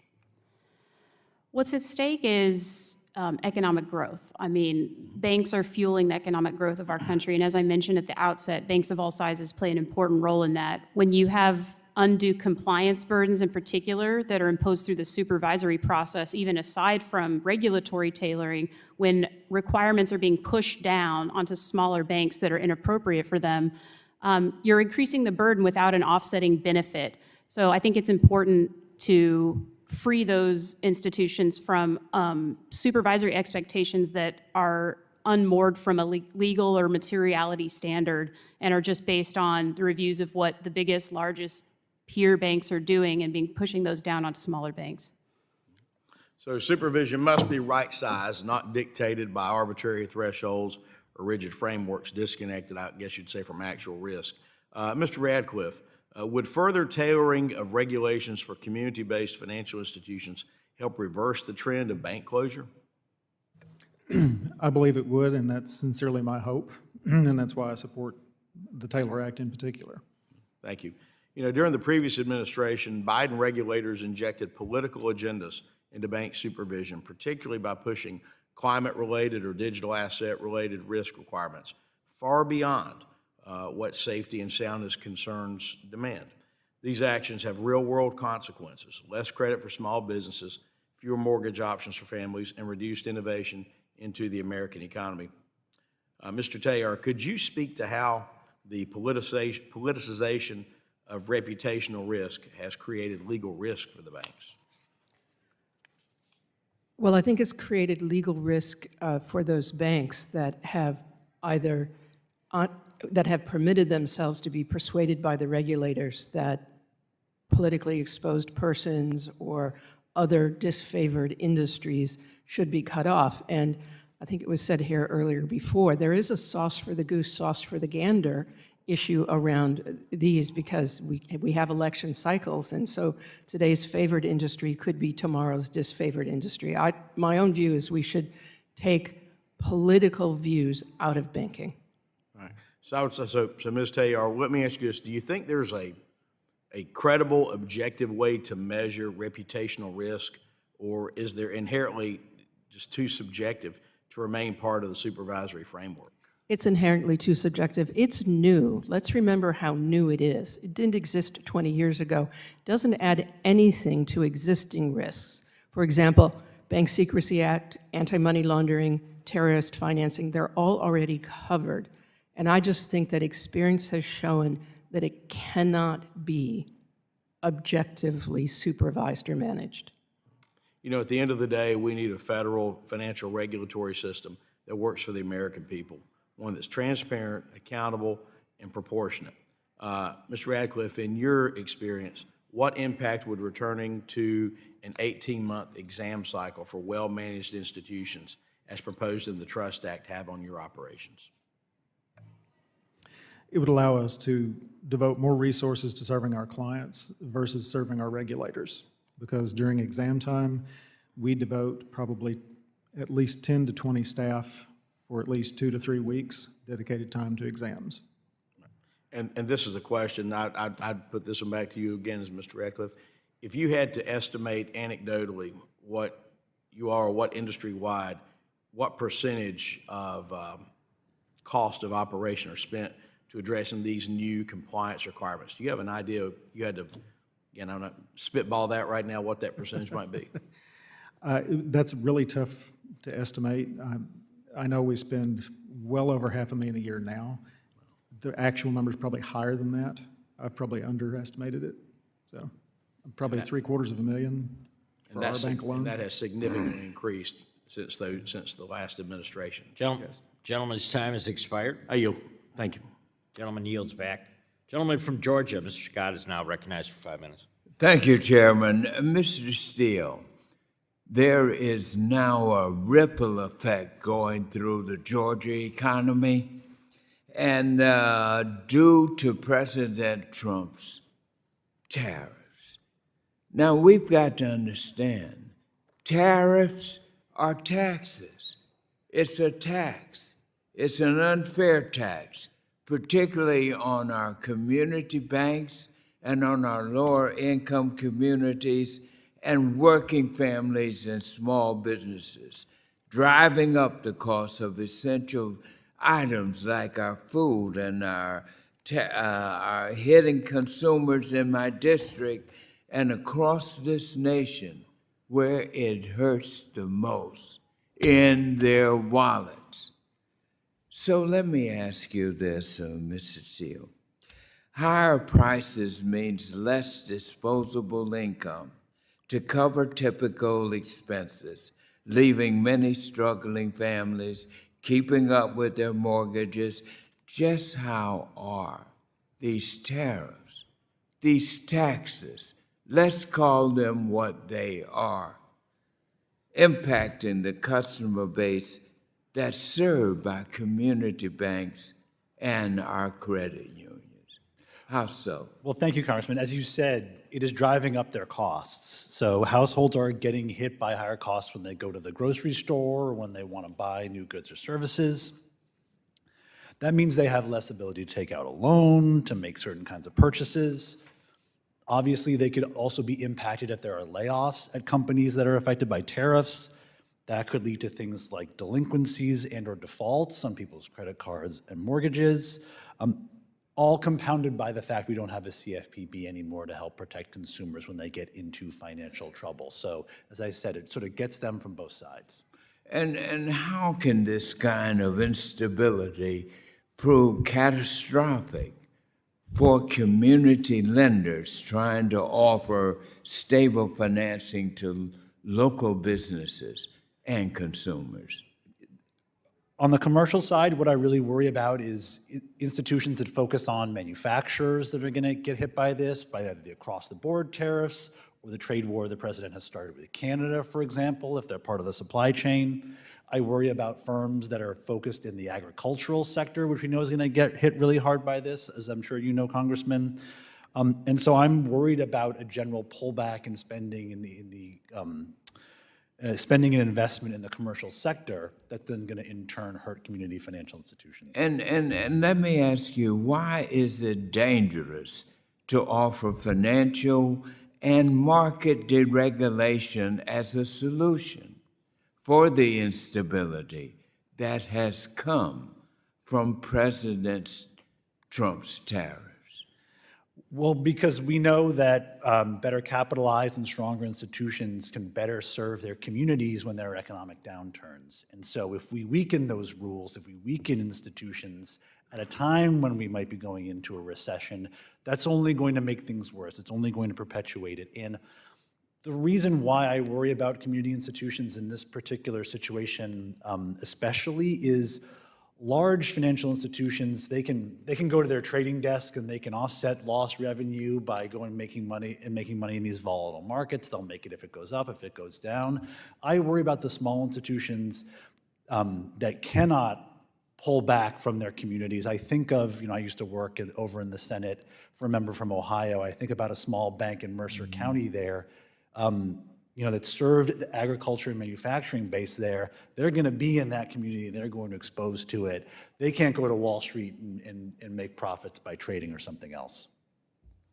Well, what's going to happen if we don't straighten this out? This is like a train wreck that is happening. We don't know what's going to happen. The uncertainty of it.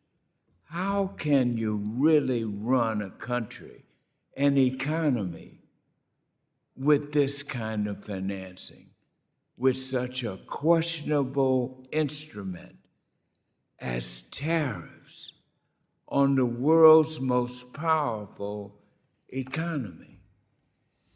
Absolutely, as you said, I think this just puts a general cloud of uncertainty that hangs over everything. It decreases spending. Thank you. The gentleman's time has expired. Thank you, Mr. Chairman. Gentleman yields back. We'll now recognize gentleman from South Carolina, Mr. Timmons, for 5 minutes. Thank you, Mr. Chairman. I want to thank the witnesses for being here today.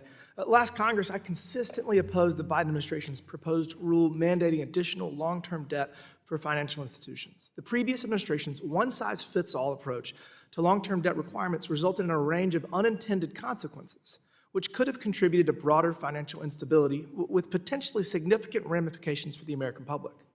Ms. Flowers, in a recent letter to federal banking regulators, Republicans on this committee called for the withdrawal of the flawed long-term debt rule proposal. In our letter, we highlighted the rule's lack of appropriate tailoring and its problematic internal banking organization, LTD issuance, and holding requirements. Do you agree that the long-term debt proposal should be withdrawn? Yes, and I think that that proposal is a prime example of reverse tailoring, where a regulatory requirement that was originally developed for global systemically important banks was taken and applied in a more problematic way to regional banks, including the piece that you mentioned with the dual issuance requirement. So there were many flaws with that proposal, which we opposed. And if we're going to return to substantive tailoring, where not only are we indexing categories, but we're applying the appropriate requirements to each category, that would be a prime example of doing the opposite. Thank you for that. This is the kind of ivory tower academic approach to policymaking the last administration engaged in, and it lacked any real-world common sense. And that is why we have a new administration. That's why we're going a different direction. And I want to say I'm grateful to President Trump and the Treasury Secretary for halting any long-term debt rulemakings that conflict with the regulatory tailoring approach we are striving to advance. However, I do remain concerned about the political pendulum that causes regulatory policy to shift dramatically with each new administration. In your view, Ms. Flowers, what steps can Congress take to ensure that the Biden administration's long-term debt proposal is permanently set aside, regardless of future changes in who controls the White House? As far as permanently setting aside substantive policy, I agree that's concerned, and we want to pursue durable reforms that enshrine, the appropriate tailoring of requirements. I think that there's already a law in the books that is often overlooked when the agencies are inappropriately applying substantive rules to smaller banks that weren't intended. That's the Administrative Procedures Act. So using, as I think my colleague or my co-witness, Ms. Tahyar, suggested, the regulatory muscle, the congressional muscle around oversight of the agencies to making sure that they comply with the laws that are already on the books for their rulemakings would be a first step, because then they have to empirically support and do cost-benefit analysis that's required. Sure, thank you for that. One way I've been thinking about regulatory tailoring is through a more risk-based approach, focusing oversight on institutions that present clear concerns rather than burdening those that are well-managed and well-capitalized. As Chairman Hill mentioned earlier in the hearing, it is similar to how health and safety inspections prioritize restaurants with prior violations or higher risk operations, like those serving raw seafood. That same principle is reflected in one of the bills noticed for today's hearing, the SMART Act, which offers targeted regulatory relief to smaller, well-run financial institutions. Ms. Tahyar, am I correct that under current regulations, banks that are well-managed and or well-capitalized are already eligible for extended exam cycles?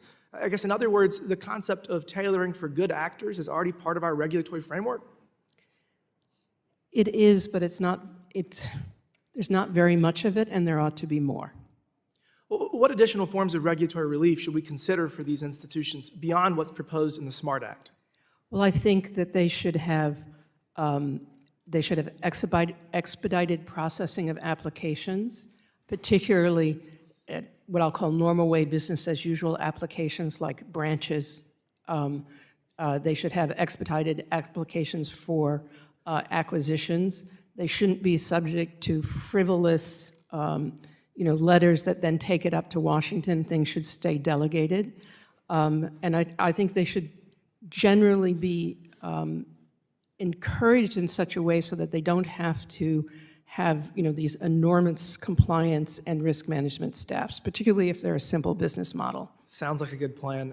I want to finish with something that is near and dear to my heart, Mr. Rose's Homebuyer Privacy Protection Act. I am currently going through the process of purchasing a home, and I have had to have my credit run twice. And each time I've had my credit run, I've gotten at least 200 to 300 phone calls within 36 to 48 hours. It is absolutely insane.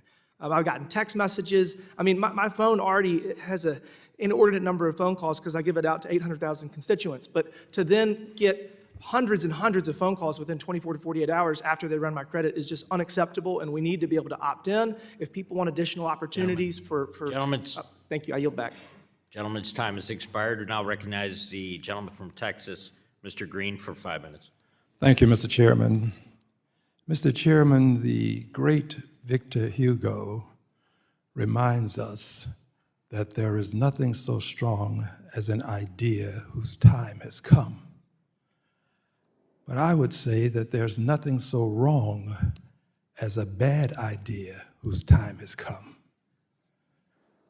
For now some 100 days, we've had to suffer bad ideas. 100 days in, and the president, with the aid and comfort of my colleagues across the aisle, have decapitated the CFPB.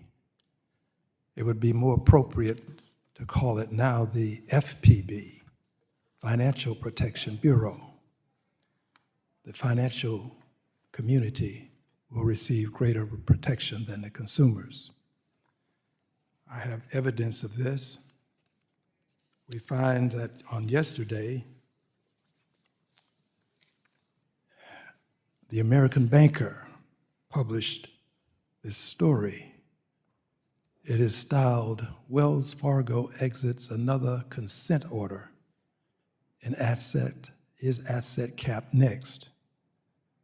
Goes on to indicate that Wells Fargo took the latest step out of regulatory purgatory on Monday when the bank said that a 2018 consent order with the Consumer Financial Protection Bureau had been terminated.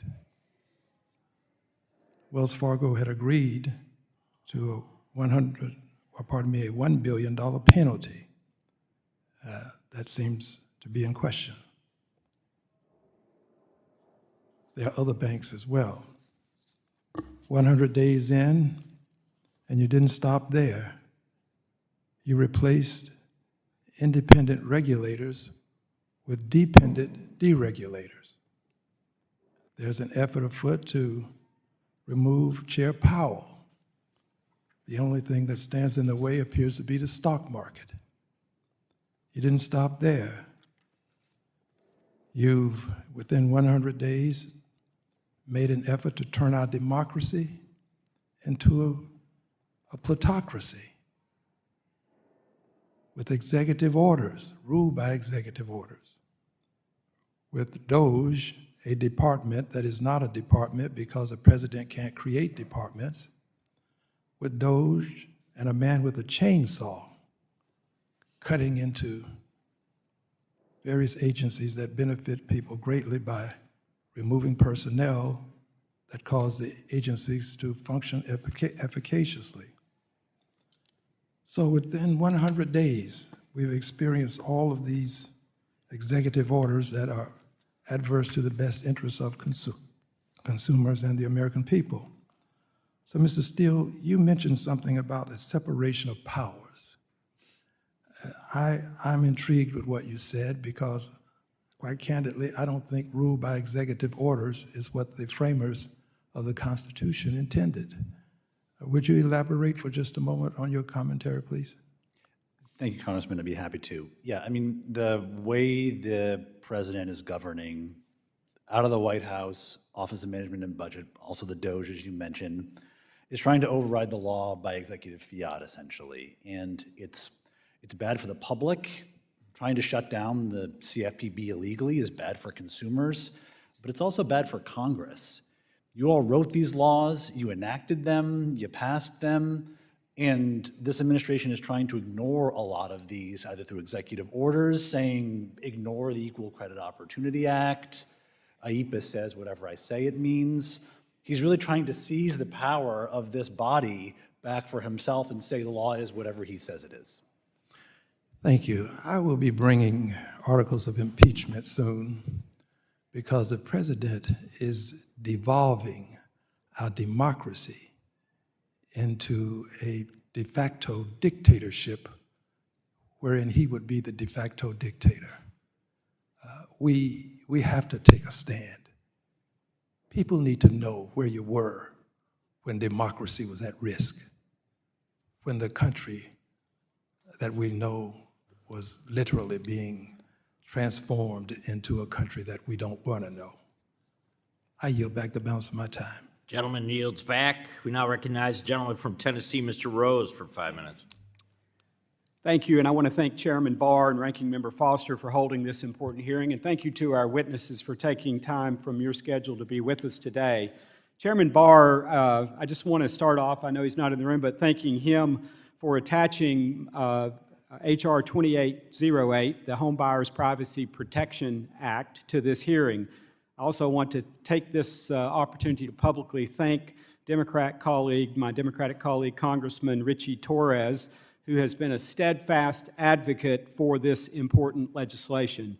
The Home Buyers Privacy Protection Act aims to reform the practice of credit reporting agencies selling the contact information for mortgage applicants without the consumer's knowledge or approval.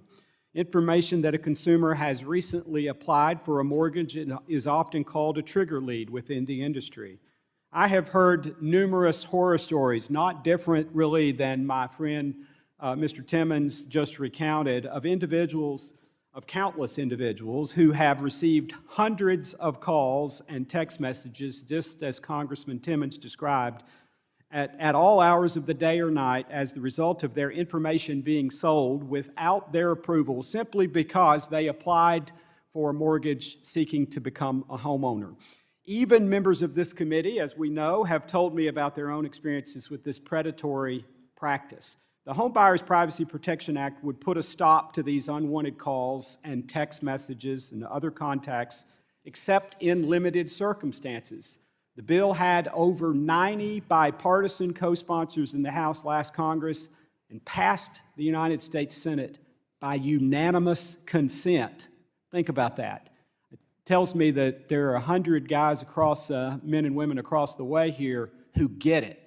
Mr. Chairman, I ask unanimous consent to enter into the record an April 17th letter to the chairs and ranking members of the House Financial Services Committee and the Senate Committee on Banking, Housing, and Urban Affairs, signed by 17 different organizations in support of the Home Buyers Privacy Protection Act.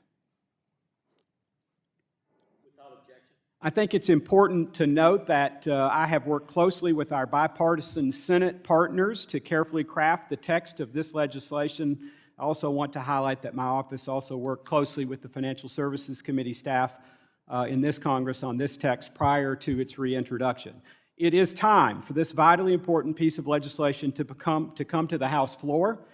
Looking at the future of this legislation, it is essential that the text of this bill is not altered in a way that prioritizes the profits of credit reporting agencies over consumers who simply do not want to be bombarded with phone calls and text messages. I look forward to working with my colleagues on the committee and in the House to ensure this bill's swift passage by the full House. Staying on the topic of mortgage trigger leads, I am pleased that Michael Radcliffe is testifying today, as I believe that you will be able to share some valuable insight into the need for trigger lead reform. Mr. Radcliffe, can you discuss why mortgage trigger leads can be so detrimental to both consumers and to their mortgage lenders? Yes, it's very topical because just last week, my next-door neighbor sent me the screenshot of a text he had received. It appeared to be from our bank.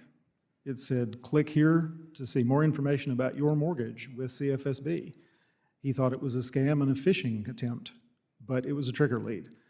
You know, my wife and I just purchased a home, and we received a mailbox full of the mailers. And on that, it used our bank's name. The name of the company did not appear. So it's deceptive. It absolutely is. And, you know, I'll give props to Congressman Timmons here. He is a member of Congress and a lawyer and a very smart young man. And, you know, when you see someone like that having to struggle to weed through all of these messages, you describe yourself, you're a very knowledgeable financial services industry, professional, and I will tell you from my own experience with these things, no matter how savvy you are, it can be difficult to wade through these things, and it's happening for most people at one of the highest stress points in their lives. Most people maybe buy a home once or twice in their life, and so then to be inundated with all these offers, I think it's really oppressive, and I think the American people deserve some relief here, and I see that my time is expiring. Thank you, Mr. Radcliffe, and I yield back. Gentleman yields back. We now recognize the gentlewoman from Ohio, Ms. Beatty, for 5 minutes. Thank you, Mr. Chairman and Ranking Member. Timing is everything, and so in a follow-up to my colleague, Mr. Rosen, I'm one of those individuals signed onto his bill, so let me just say I want to make a quick note about the Home Buyers Privacy Protection Act. This bill, as you have heard, is about putting consumers back in control of their personal information. And right now, when someone applies for a mortgage, their data can be sold without their knowledge, leading to certainly unwanted calls and much confusion. This bipartisan bill ends that abusive practice while preserving legitimate offers of credit and ensures homebuyers can focus on achieving the dream of home ownership without confusion and affecting their privacy. So I am proud to be a co-sponsor, and thank you, Mr. Rosen, for talking about this bill. Let me now go to you, Mr. Radcliffe, speaking about another bill, my bill expanding opportunities for MDI Act, which previously passed the House by a unanimous voice vote, would codify the Treasury's Department Mentor-Protege program to encourage partnerships between large banks and community financial institutions, including MDI. Glad I'm seeing people shake their heads. They're aware of this. I am proud to have an MDI in my district, the Adelphi Bank, which would benefit from this bill by codifying this program would also help community financial institutions across the country because their increased capacity, improve their relationship, lending business model, and even become financial agents to Treasury. Can you discuss how community banks like yours would benefit from my bill and help small financial institutions better serve their constituents in their community? I regret I can't actually speak to your bill in specific as to how our bank would benefit from it. And we are not a minority depository institution, but I would be happy to circle back offline after I review it. Okay, thank you. Let me go to you, Mr. Steele. Many of my colleagues on this committee and on both sides of the aisle have long been strong advocates of the CDFI fund, which, as you probably are aware, President Trump directed to be reduced or eliminated in his March executive order. CDFIs, as you all know, are vital institutions at the front lines of providing financial services to communities that need it the most. Operating in all 50 states and in every congressional district that we have. CDFIs also deliver financial services and products to rural communities, veteran populations, military-based communities, minority groups, low-income groups, underserved areas. You get where I'm going with this. While we are here today to discuss the importance of community banking and the need to end regulatory overreach, can you discuss how this disastrous executive order directing the elimination of CDFIs would hit the smallest financial institutions the hardest? Absolutely, Congressman, I'd be happy to. The order itself displayed a shocking ignorance about the CDFI fund itself and the CDFI industry, the idea that there's some profligacy here and they're doing a lot of non-essential things. The fund is focused on serving the certified CDFIs and MDIs. And CDFI certification is valuable on one hand because it assures these institutions are really genuinely serving low and moderate income communities and that they are mission driven. It means they get access to the financial assistance program, so they're getting that government capital that then can, the third piece is be leveraged, because CDFI certification and government investment is a good housekeeping seal of approval for private capital, that these are strong mission-driven lenders, they're doing good work in their communities and offering responsible financial products and services. So it's a way of crowding in this private capital and really reaching the hardest to reach communities. So it's an incredibly efficient and impactful program, and it was again, shocking and disappointing to see them try to go after it. Thank you. I have a few seconds left. Let me go back to my first question for everybody, and it can be a yes or no. While Mr. Radcliffe, you said we get on offline, would you all agree that there is a benefit, like many of our other banks across the country have done, by having a mentor-protege program? Would you be open to doing that in your institution? We can go right down the line, yes or no. I can't speak on behalf of our member institutions, but it sounds like a very thoughtful idea for. Okay. So that's a almost yes, okay? On behalf of our institution, yes, we would be very. Okay. I'm at a law firm, so I'm not sure I understand. I get it. It's probably not for me. Okay. I will just say real quick, when I was at Treasury, we were very focused on this particular issue, both getting more government deposits, but also the I think he's technical going to tell me assistance. my time is up, but. Technical assistance and the mentoring program as well. Thank you. Gentlewoman's time has expired. She yields back. The gentlewoman from California, Ms. Kim, is now recognized for 5 minutes. Thank you, Representative Fitzgerald, for yielding, and I want to thank Chairman Barr and Ranking Member Foster for holding today's hearing. And thank you, our witnesses, for joining us today. You know, for the past few years, I have heard firsthand how abusive mortgage trigger lists can create a painful process for prospective home buyers.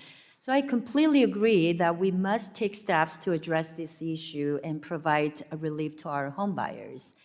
I am concerned, though, that the Home Buyers Privacy Protection Act, which is noticed in today's hearing, goes too far, and as a result, would hurt market competition and consumer choice. So I hope that my friend and colleague from Tennessee can work with me to craft a revised bill that strengthens consumer choice, preserves market competition, and still secure homebuyer privacy. Let me now shift gear now. In Orange County, there has only been one bank formed since 2021. And in Southern California, only 4 new banks were formed since 2021. And across California and the country, we're facing a banking crisis because of overburdensome regulations. Today's hearing is the first of many that will result in legislation that provides banks with regulatory relief and will jumpstart bank formation. Fewer banks in our communities result in less competition, reduced capital formation, and decreased access to banking. Mr. Radcliffe, let me ask you a question. When a community loses its banks, what are the wraparound services that are also lost for that community? When a small rural community loses a bank, they often are left with only payday lenders or online lenders. They lose the ability to get a relationship with a lender that knows their business, who can tailor the lending to their needs, and they're left with cookie-cutter options. Yeah. So obviously, we are here to provide more access to banking and make sure that we are taking care of our community needs. So I wholeheartedly agree that these are services that we cannot afford to lose. So I want to focus now on something Chairman Hill touched on earlier about a functional appeals process. So let me ask you, Ms. Tahyar, can you speak to the lack of data showing that banks utilize the appeals process and what that low usage may mean? There are multiple reasons, but I think there is a fear of retaliation by the examination team. And not all examination teams retaliate, let me be clear about that, but there is a fear. There's also a fear that the appeals process might be stopped because of the threat of an enforcement order. And there's also just a sense that the process itself is not independent and is not fair. I don't think that banks should be appealing every exam finding. I think appeals should be rare, but they should be fair. Mm-hmm. Well, thank you. I also want to make sure that we do not forget about the Basel III endgame proposal and the damaging impacts that it would have for consumers and banking services. As written, the Basel III proposal would inhibit U.S. investment by foreign banks. As a result, there would be a reduction in the products and services that are offered to our local communities. So the question to you, Ms. Flowers, is that as agencies begin to look at the Basel III capital framework, would you agree that they should pay attention to the unique aspects of foreign banks as they finalize the framework? Absolutely. They should be looking at the unique aspects of every category of banks and the unique risk profiles, but also the structures that they use to provide financial services. And there were certainly aspects of the Basel III proposal that would have unfairly impacted foreign banking organizations that are providing services in the way that the operational risk charges were applied to them. So that's something they should definitely reconsider. Well, thank you very much. That's all I have for today, and I want to yield back the balance of my time. Gentlewoman yields back. We now recognize the gentleman from California, Mr. Vargas, for 5 minutes. Thank you very much, Mr. Chairman. I appreciate the opportunity. Again, I want to thank the witnesses here. For my colleague, I would say that I know that the IMF and the U.S. Bureau of Analysis just stated that California now has become the 4th largest economy in the world, surpassing Japan. So everybody likes to beat up on California, but we're doing all right.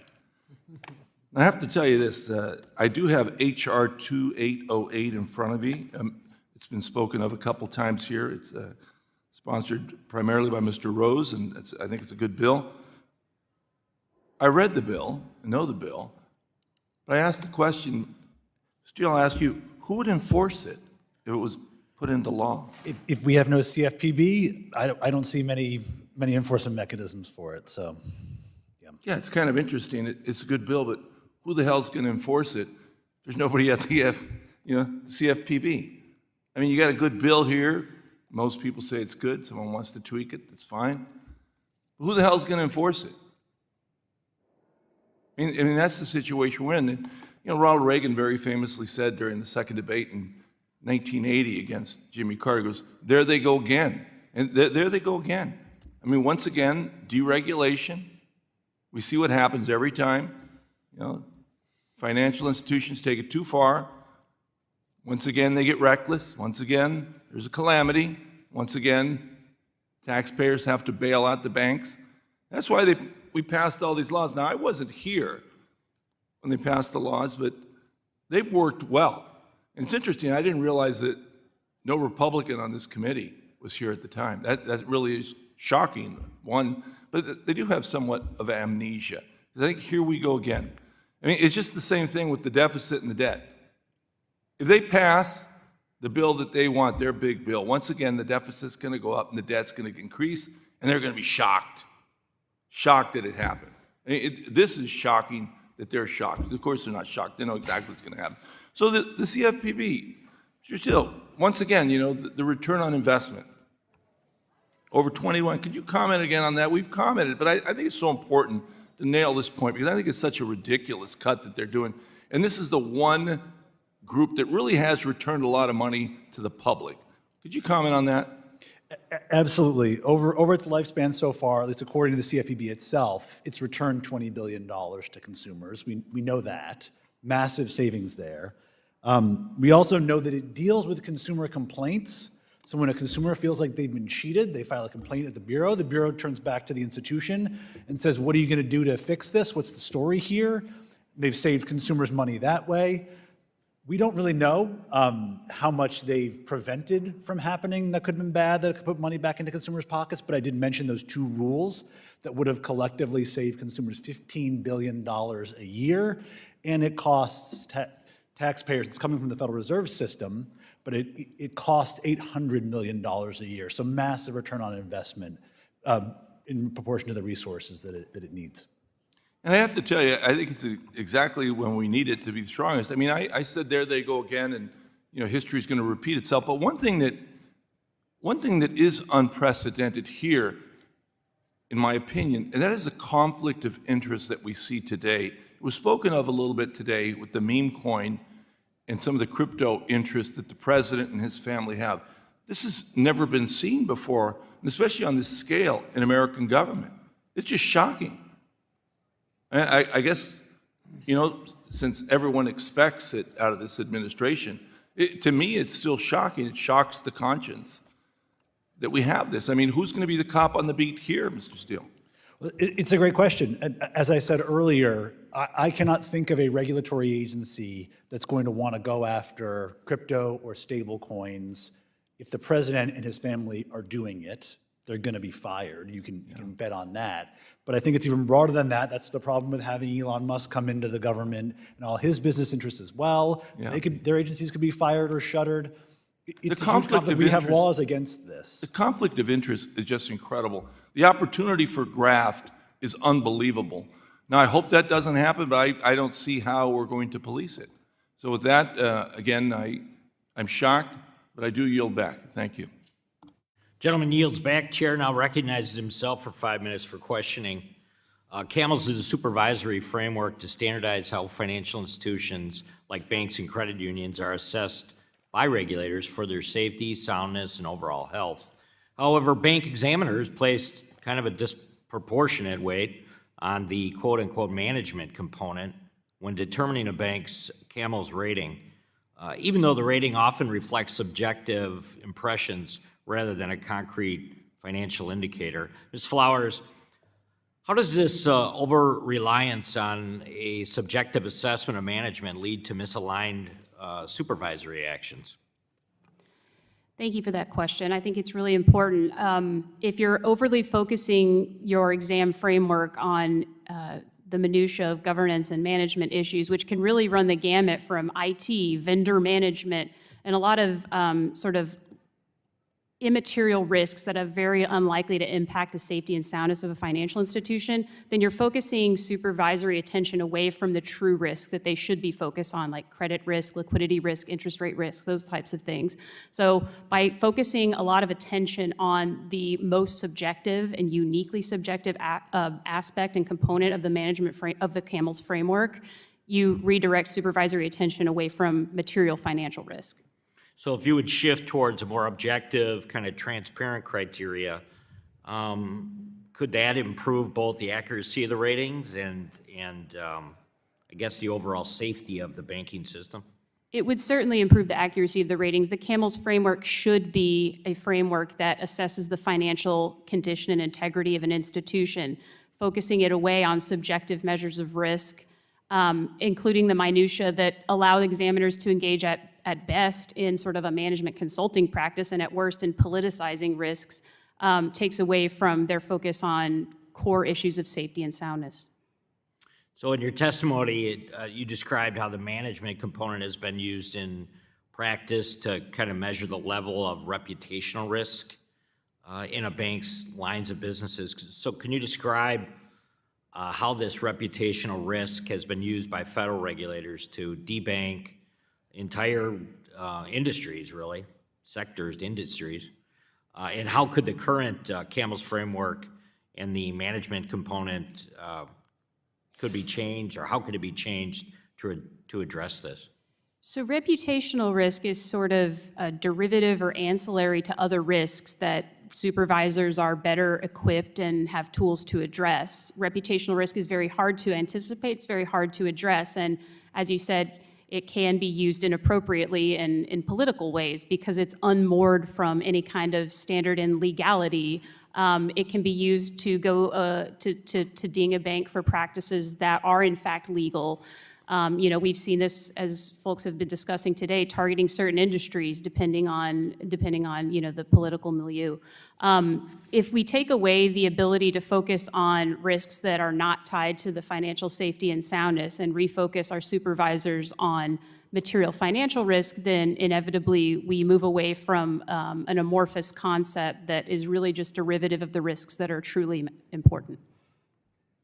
Thank you. Over the past decade, we've seen a steady decline in the number of small banks operating in the United States. We've talked about this on the committee many times. A lot of it is the complex and burdensome regulatory environment from Dodd-Frank to actions by Biden-era regulations.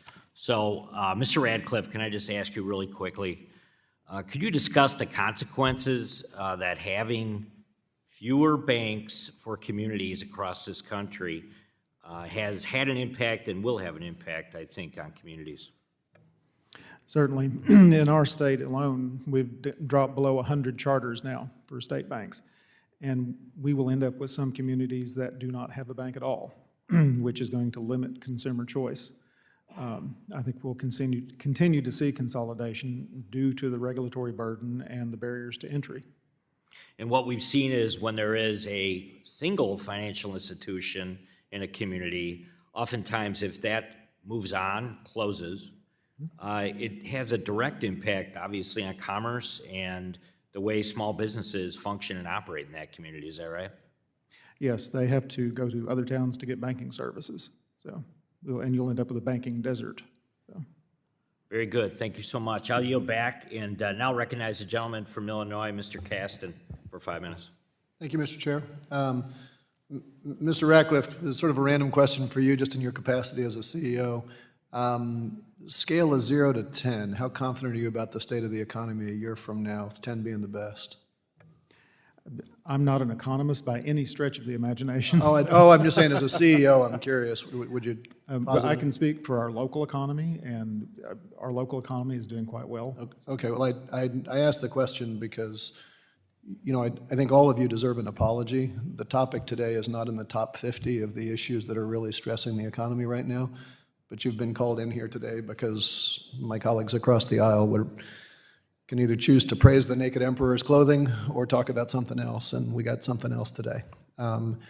I asked the question to you because Apollo Capital Management just released a report today saying that CEO confidence has dropped to 5 on a scale of 0 to 10. It was 7 just 100 days ago. It's the steepest drop I can see in the numbers. Goldman Sachs, while we were sitting here, just released a report saying that the United States will have the highest inflation rate and the lowest economic growth of any developed country in the world in 2025. I would remind you that we had a booming economy that was the envy of the world. Check out the cover of The Economist just before Donald Trump was elected, of where we were sitting at that point. While we are sitting here today, the Consumer Confidence Report came out. We are down 22 points in consumer confidence in the last 3 months. Mark Zandi has pointed out that every time we have fallen by 20 points in 2 months, a recession is guaranteed. Those are all things we could be talking about on the Financial Services Committee if we gave a damn about the state of the economy and regulation, but apparently we're not going to do that. the heck of it is, we've all been back in our districts, and we've all been hearing these same stories. I met with a housing group when I was home who said that they are finding it harder to finance projects because their investors, many of whom are international, are saying that they want a 10% additional equity in U.S. investments because of the regulatory risk in the U.S. economy, that they won't take that much debt. I subsequently met with one of the GSIBs, not Goldman Sachs, but this is two GSIBs now, and asked them if they're seeing the same thing across their portfolio, and they said, yes, there is a broad increase in concerns in the international community about being exposed to regulatory risk, and went on to express significant concerns that we are sitting in an economy where people are running away from equities and are running away from treasuries. That's not supposed to happen. It's happening because the rest of the world is saying, thanks to Donald Trump, I do not want exposure to the U.S. economy. Ms. Flowers, I don't want to name the other company I met with because I don't know if they want to be up out here, but two GSIBs, a lot of these are all members of yours. Can you speak to what BPI members are seeing about the state of the economy right now and whether you're seeing that broader regulatory risk as they think about investing in the United States economy? I also am not an economist, and I think that, trade policy and international finance are sort of outside of the remit of our focus. We're focused on the substance of prudential bank regulatory policy, so. I'm not asking to be controversial. I'm not an economist either.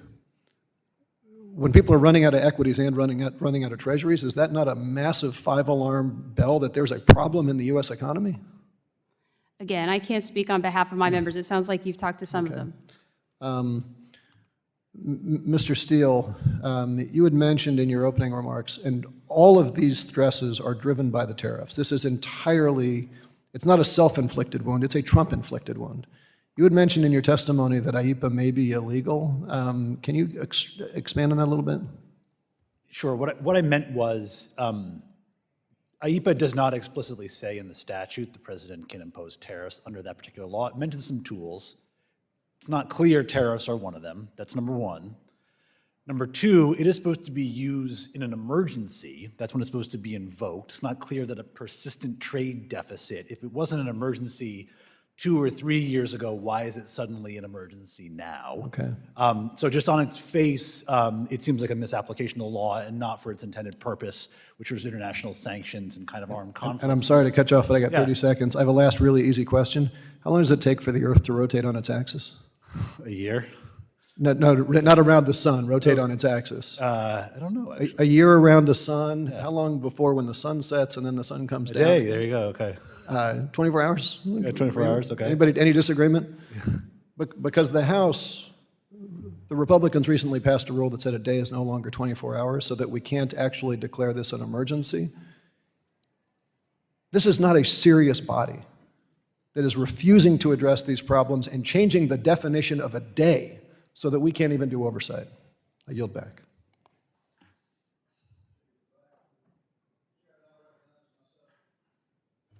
Chair now recognizes myself for 5 minutes for opening questions. I find it interesting we're getting criticism on Donald Trump's tariffs. I guess running deficits from here on out is the right answer that the Democrats have. And Ms. Steele, I heard your comments on CFPB. That group is one of the most rogue groups I've ever heard of, dealt with. Banks complained about them continuously. To be able to be funded and present the federal budget deficit by just creating a number is not right. And hopefully we're going to be dealing with them. How does one-size-fit-all regulatory system affect banking services, particularly in the rural areas that many areas are underserved right now, but banks can't go there because of different things? And Ms. Flowers, I'll start with you. Sure. If you have one-size-fits-all regulations applied to banks of all sizes and complexity, then for the less risky banks that are smaller, you're going to have a regulatory burden that doesn't have an offsetting benefit to the community and their ability to lend. Mr. Radcliffe? Along those same lines, we devote an inordinate amount of staff time and dollars towards the regulatory burden, and it limits our ability to offer products and services. Ms. Barrier? Think of two banks. One is 80% uninsured deposits. The other is 80% insured deposits. Makes no sense to regulate them the same. Two different animals, isn't it? Two different animals. Mr. Steele? So I actually agree that regulators need to focus more on the risks of particular institutions. My argument would be they don't tailor enough right now because you have basically GSIBs and everyone else. So I actually don't disagree that there could be more tailoring in the rules. Thank you. How is there a credible framework to measure reputational risk, in y'all's opinion? That's been an open source for a lot of people, a lot of questions. How would y'all, Ms. Flowers, I'll start with you. How credible is it? I don't think that anything that is unmoored from a legal standard, from the laws and from a materiality standard is really credible in terms of not being objective and being just subject to total discretion. Mr. Radcliffe? It's inherently subjective, and what we crave in all of the CAMELS components is clear guidance and a clear rule book by which to play. I think experience has shown that it doesn't add anything to real material financial risks, and it just can't be objective. Mr. Steele? I think what the public thinks about a financial institution's gotta play a role. Banking is about trust and the public trust and people trusting their money is safe. And so there's gotta be a factor here. I get it's harder than measuring a specifically quantifiable capital requirement in a ratio like that. But how the public views an institution, I think, is incredibly important in the banking industry. Well, I want to thank all of you for coming. That's all the questions I have. Unless anyone else has questions, this meeting. Oh, the gentleman from Massachusetts, Mr. Lynch, is recognized for 5 minutes. Thank you, sir. Thank you, Mr. Chairman. You know, we have one single federal agency whose sole mission is to protect Americans' consumers. That's the Consumer Financial Protection Bureau. And less than 2 weeks ago, the Trump administration and Elon Musk illegally fired 90% of the employees at that agency. This included 487 supervisors, leaving about 50 staff to supervise 36,000 banks, credit unions, mortgage lenders, student loan services, payday lenders, auto finance companies, debt collectors, money service businesses, and other financial providers across the country. Notably, the entire office of the Military Service Members Affairs Unit, which is dedicated to protecting and empowering military service members, veterans, and their families, was eliminated. You know, not long ago, I had a chance to get down to Fort Hood, down in Texas. 70,000 of our best and brightest down there, all patriots. And if you look outside the base, there's nothing but auto, car dealers and payday lenders, and they're all hovering around that base, those 70,000 young people. A lot of young families down there, a lot of our young soldiers, men and women who don't have a lot of sophistication. They're so young, and they're being exploited every single day by people that are trying to, give them payday loans that are unconscionably high in interest rates. And regrettably, those service members and their families are often targeted by those predatory payday lenders, auto lenders, and debt collectors. And now the office charged with protecting them is gone. To make matters worse, the CFPB previously employed 210 veterans on their own staff, including 3 who served in the Vietnam War area, and almost all of those have been illegally fired by President Trump. And according to the Treasury Union's lawsuit, the first wave of reductions in force notices appeared to target and impact disabled veterans, and the second wave focused on all veterans in general. So these are men and women who have dedicated their lives to serving their country and then chose to continue protecting American consumers, notably their brothers and sisters in arms. And it is shameful how little regard this administration is showing right now for our veterans. When you couple this with the thousands of layoffs of employees at the VA that is happening right now, and more are scheduled. Mr. Steele, talk about the consequences that eliminating the CFPB workforce, and especially the Military Service Members Affairs Unit, in terms of these young soldiers that are being preyed upon by some of these payday lenders, and also auto dealers that are selling them cars, but they have these onerous and egregious deals to pay back those loans at high interest rates. Sure. So I mentioned earlier I used to work for a member in the Senate from Ohio, and there's Wright-Patterson Air Force Base down in Dayton, in the same way at Fort Hood, and it's the same situation there. Payday lenders, auto title lenders, all right across the street from the base there, waiting for there to be some sort of financial stress or strain on these service members and their families in order to swoop in and try to give them predatory loans. It's stressful on the families, it causes distraction, it reduces force readiness. Some of them might have to leave the service because they can no longer afford the salary there. They gotta go find a job and go do something else. It weakens our armed services not to have healthy and robust financial protections for those service members. Thank you. One more question. The Trump administration has just dropped pro-consumer lawsuits and halted enforcement activity against J.P. Morgan Chase, Wells Fargo, Bank of America for alleged payment scams on the app Zelle, and another against Capital One for allegedly cheating millions of consumers out of their interest payments.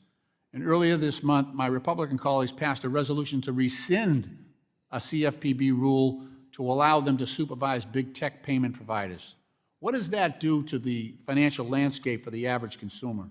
Well, it basically says there's no protection here. It tells the companies all bets are off. There's going to be no one enforcing these laws here, and it leaves consumers at risk.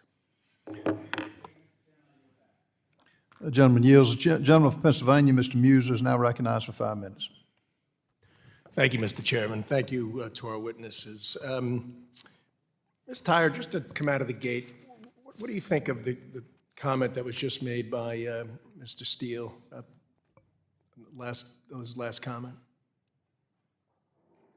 I'm sorry, you have to remind me what he just said. Okay. Why don't we, you know what, let me just dive into banks. Community banks are highly regulated. Right. They've been highly regulated for a long time. They were certainly highly regulated prior to the last 4 years under the Biden administration. Do you feel that the Biden administration somehow came in and added regulations to the community banks that were helpful? And was the CFPB helpful? Would community banks, if you asked community banks, 1,000 of them, to rate the CFPB under the Biden administration on a scale of A to F, I know what grade they would give, as I've talked to many, somewhere in the neighborhood of a D or a D minus. What's your thoughts on that, Ms. Tahyar? Sure, and I just remembered, Graham, what you said. I think our advice to clients is the consumer laws still exist, the states will be enforcing, and you'll get no argument from me about the protection of the military because I'm an Army mom. When we get to community banks in the Biden administration, to answer your second question, I think a lot of community banks will tell you that they haven't seen the CFPB during the Biden administration. They may find it hard to grade because the CFPB hasn't been around. Remember, they're only seeing $10 billion and more. So when I say community banks here, it's the larger community banks because the Biden administration CFPB was focusing mostly on non-banks and on banks. Well, Mr. Radcliffe, even though perhaps you didn't see a CFPB agent, which is a little surprising, but you still had to abide by what they were out there regulating. What are your thoughts on the CFPB as it was under the Biden administration? Yes, that's one of our challenges is that even though we're not subject to their direct supervision, we're a Federal Reserve member bank, we still have to abide by all of the guidance published by the CFPB, which eats up our compliance resources.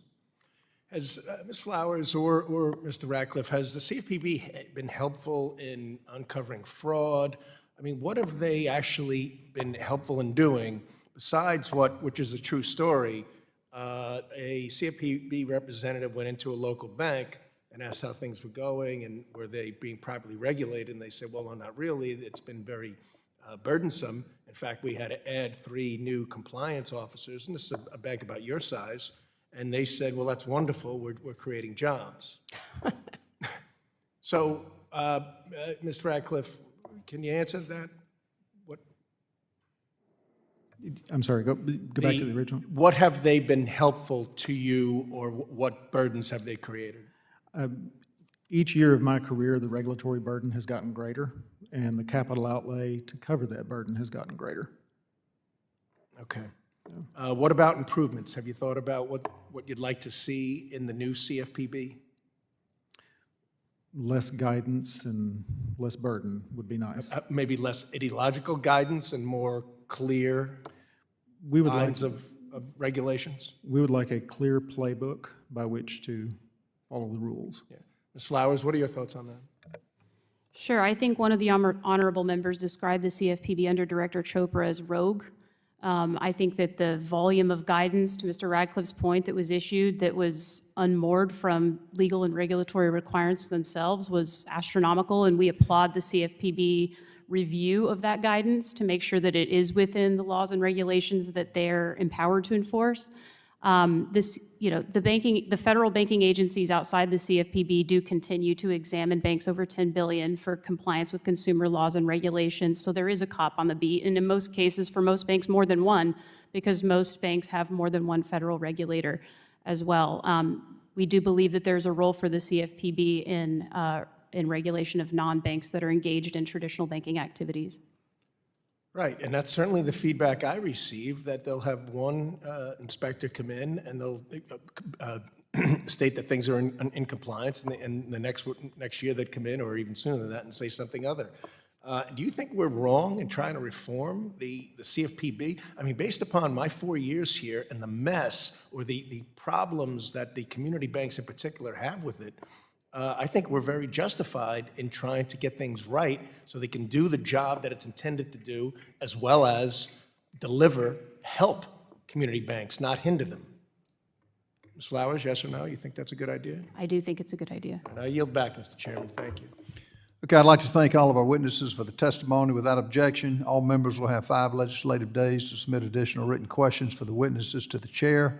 The questions will be forwarded to the witnesses for their responses. Witnesses, please respond no later than June 4, 2025. The hearing is now adjourned.